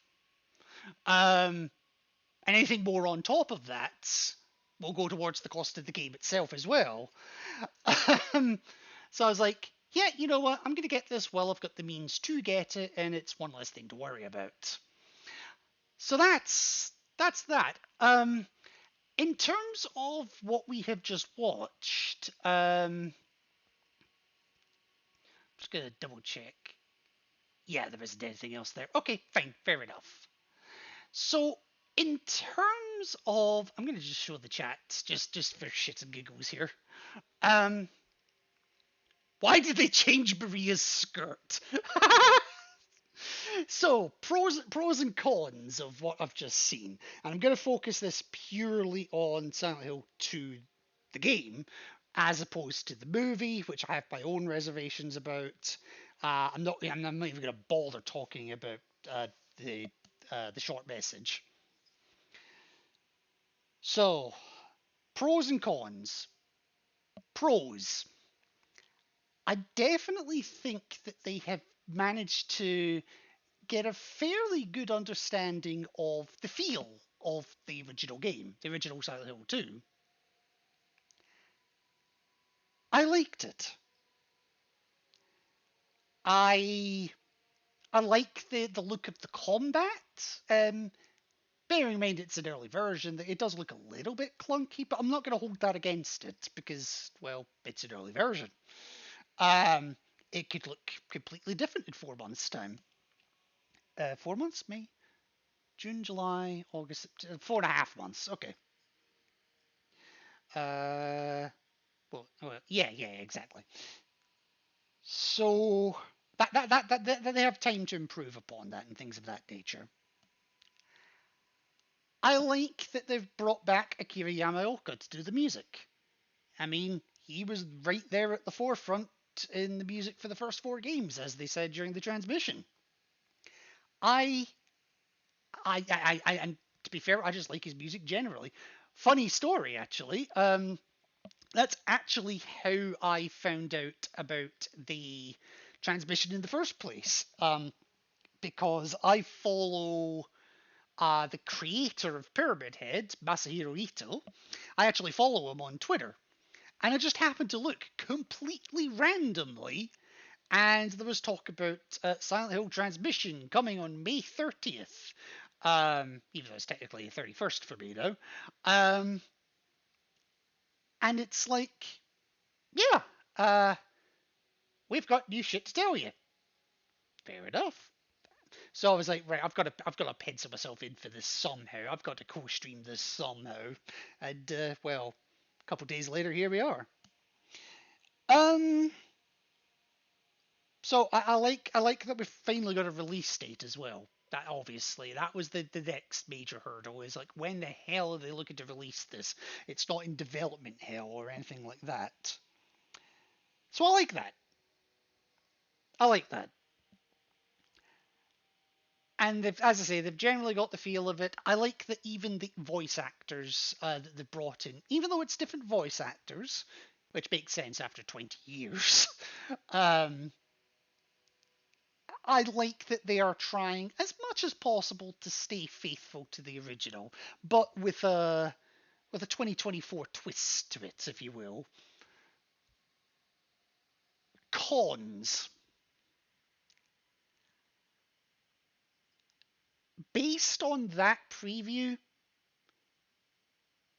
I do genuinely feel, I might have even said this during the stream itself, I do think it looked kind of like, it kind of looked like Ethan Winters beats Silent Hill, and they've kind of made a game out of it.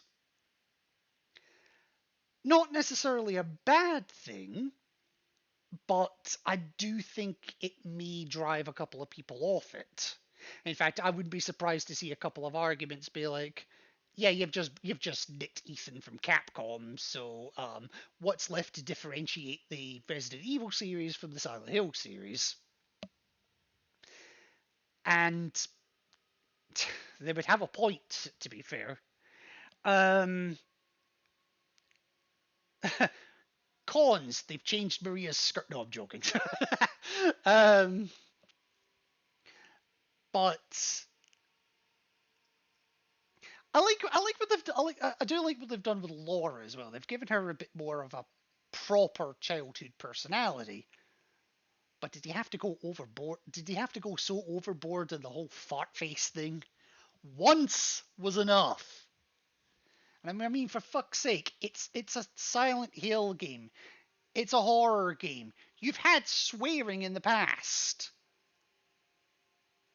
I don't know necessarily how I would feel about an 8-year-old swearing, but it would maybe add a little bit more realism to it. Like, who in their right mind would go up to somebody and call them a fart face? Like, genuinely. I've never known that. I've never known an 8-year-old to come out with that kind of language. Hell, I was saying fuck before I was 6. Not to my parents, but I was saying it. Yeah, I had problems in school. That's all I'm going to say to that.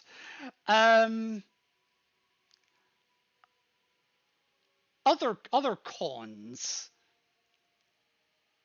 I don't entirely know how I feel about the design of the enemies. Like, let's see if I can scroll back far enough to find it here. Not that far back, Jesus.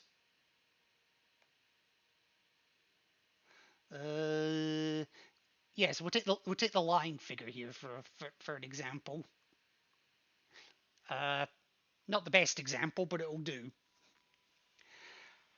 I like that they've tried to go with a little bit more of a realistic look, because in the original PS2 version, it's kind of hard to tell what you're looking at. Like, hang on, silenthill.fandom.com. And if I go for monsters to, where are we? There we go. The line figure. Granted, this is probably the best that they could have come up with in the PS2 era of things. And don't get me wrong, it's good. I like it. It's the fact that I don't necessarily know what the hell it is that gives me the feeling of creepiness. That's the bit that really creeps me out more than anything else. It's a lot of the unknown. Let me see if I can find a bit more of the...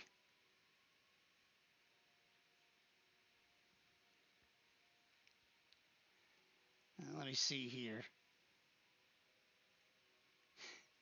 The fuck is this? Yes, I mean, that's closer to... That's closer to it. And I suppose in certain aspects you can see like a zipper running down it, and there's a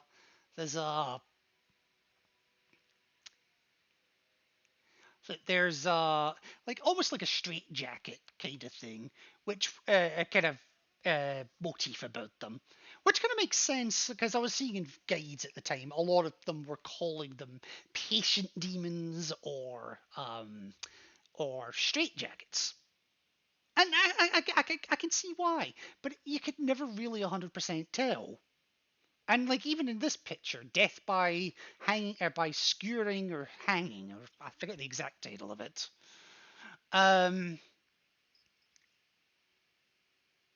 Like it's clear that you can tell what the hell they are, but you can't tell what the hell they are at the same time. Whereas that, it's horrific to look at. I've still dated worse. That cosmic horror feel isn't there with crisp values. Yeah, you seem to be getting it exactly. I know they had some of it in the trailer there, but that blurry, uncontrolled shaky really stands out in Lovecraft lore. Yeah, and you have to remember that the Silent Hill series as a whole was at least partly based on the Lovecraft stories. But I realize they've got to scale everything up graphically for the HD era, the PS5 and whatnot, and Steam and all the rest of it. But okay, that particular freeze frame, it just looks like the lion figure has discovered its own vagina for the first time. And it's like, what the fuck is this? That unknowable and incomprehensible feel just needs to shine through. Exactly, yes. And that for me right there is Silent Hill. A fear of the unknown. And ambiguous enough that we may never know. And another critique I might have. Hang on, where is it? Also, that made me laugh. just the bog standard health drink. I mean, at least put a little effort into the graphics, will you? But where is the other one? Yes, the nurses, the Silent Hill, the nurses. It just looks basic and made to look old. Which I guess makes sense because I actually read something from Masahiro Ito the other day to suggest that Silent Hill 2 was meant to be set in the 80s, late 70s or early 80s. I was kind of shocked when I read that, but it does sort of make sense. Because the more like if you go back. Oh, sorry, I just meant like dusty old. No, I get it. I get what you meant. But it's still something to consider as well, because the next time you play through Silent Hill 2, or in your case, the first time you play through Silent Hill 2, and you just have a look around the place. You look at the cars, the stalled out cars. You look at the buildings. You look at the billboards. You look at anything and everything. And you actually start to think to yourself, because I know I did, this actually does feel like it's late 70s, early 80s. You don't really see, like, you see all these cars that are like 70s or 80s themed. Where are all the modern day ones? Where's the 90s stuff? Where's the noughties stuff? Well, maybe not so much noughties, because the original game is 2002, but certainly 90s. Where was all that stuff? But then the Bubblehead nurses.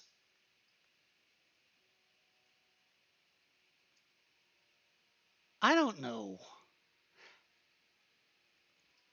Nurses are one of those creatures in the Silent Hill series that, I don't know,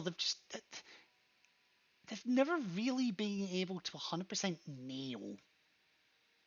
Like, first game, Silent Hill 1, I'll give them the benefit of the doubt. They were working with technology from the 90s.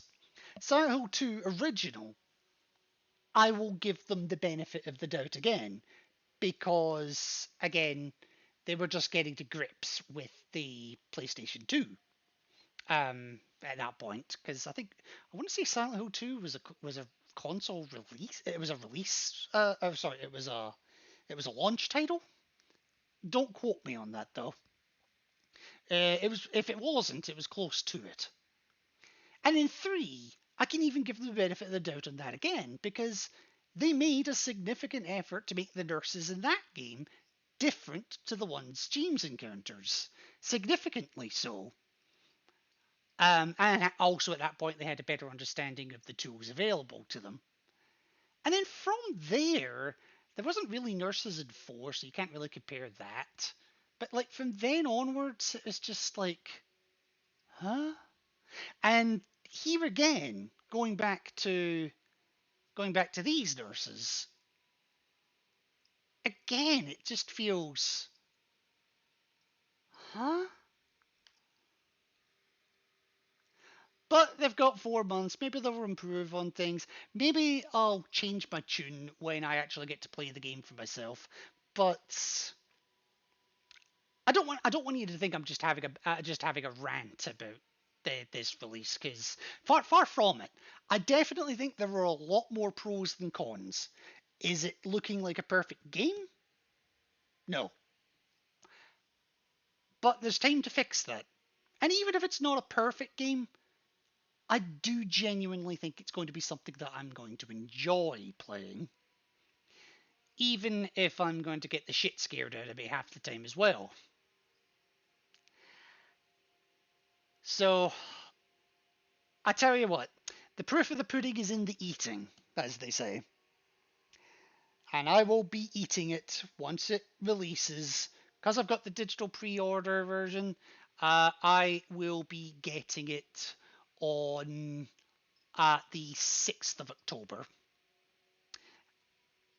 So, we'll see how that goes. Maybe I'll have fun and I'll play with the Pyramid Head mask. Who the fuck knows?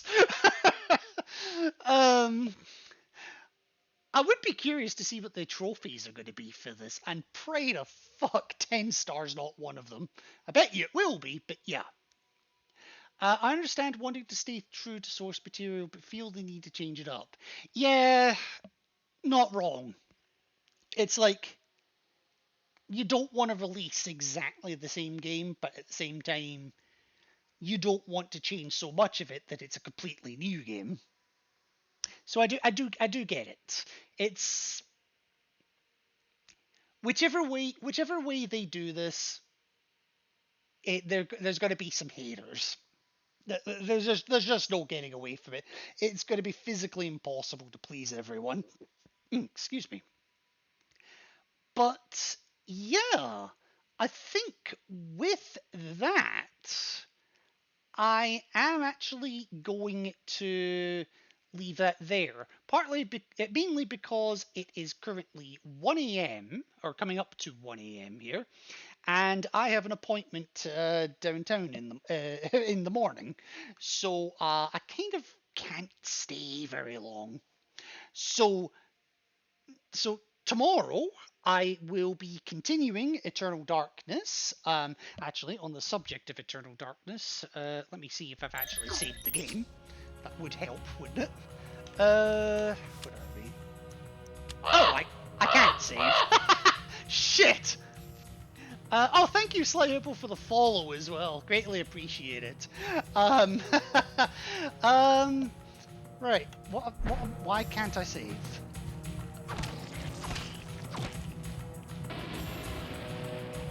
Oops. Statuette vaguely resembling a man. Fine, take the statuette.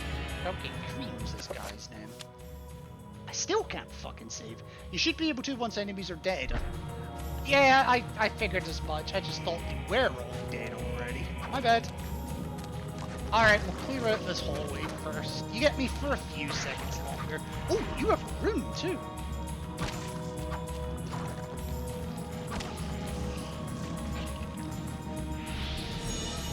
No idea what the room is, but hang on. We shall finish with spankings. Spankings shall be had. You've been a bad creature of eternal darkness. Go to your room. You know what you did. Still can't save, jeez. Just let me get to a room where I can save, please.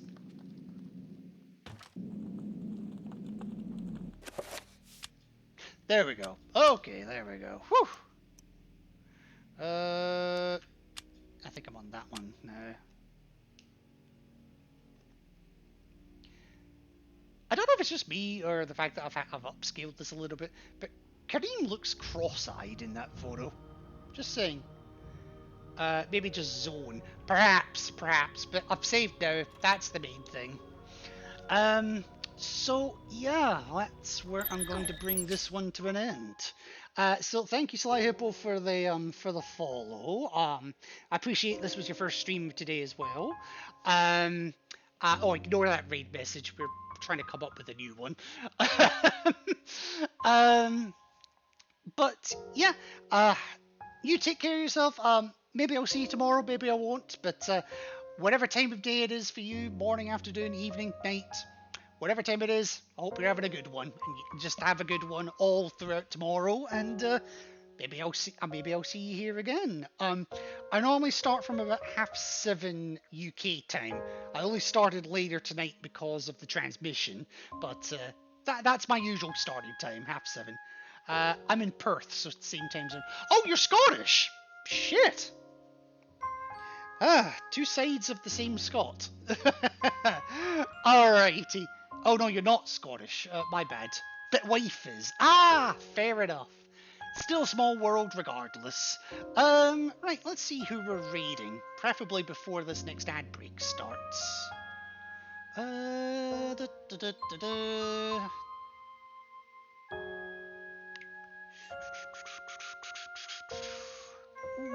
I have options. I tell you what. Let's give this one to another Scots person. I mean, you just told me that your wife's Scottish, so how about I give you another Scottish woman to enjoy? That sounds really wrong, but enjoy the content of. I give you Peaches and Crime. Love some of her content. Right now, she is doing Dave the Diver. What? I have no idea what that is, but well, she looks like she's enjoying it. So you know what? Let me get you on over to her. So I'll get you on over to her just now. As I say, I'll be back tomorrow. And yeah, remember, folks.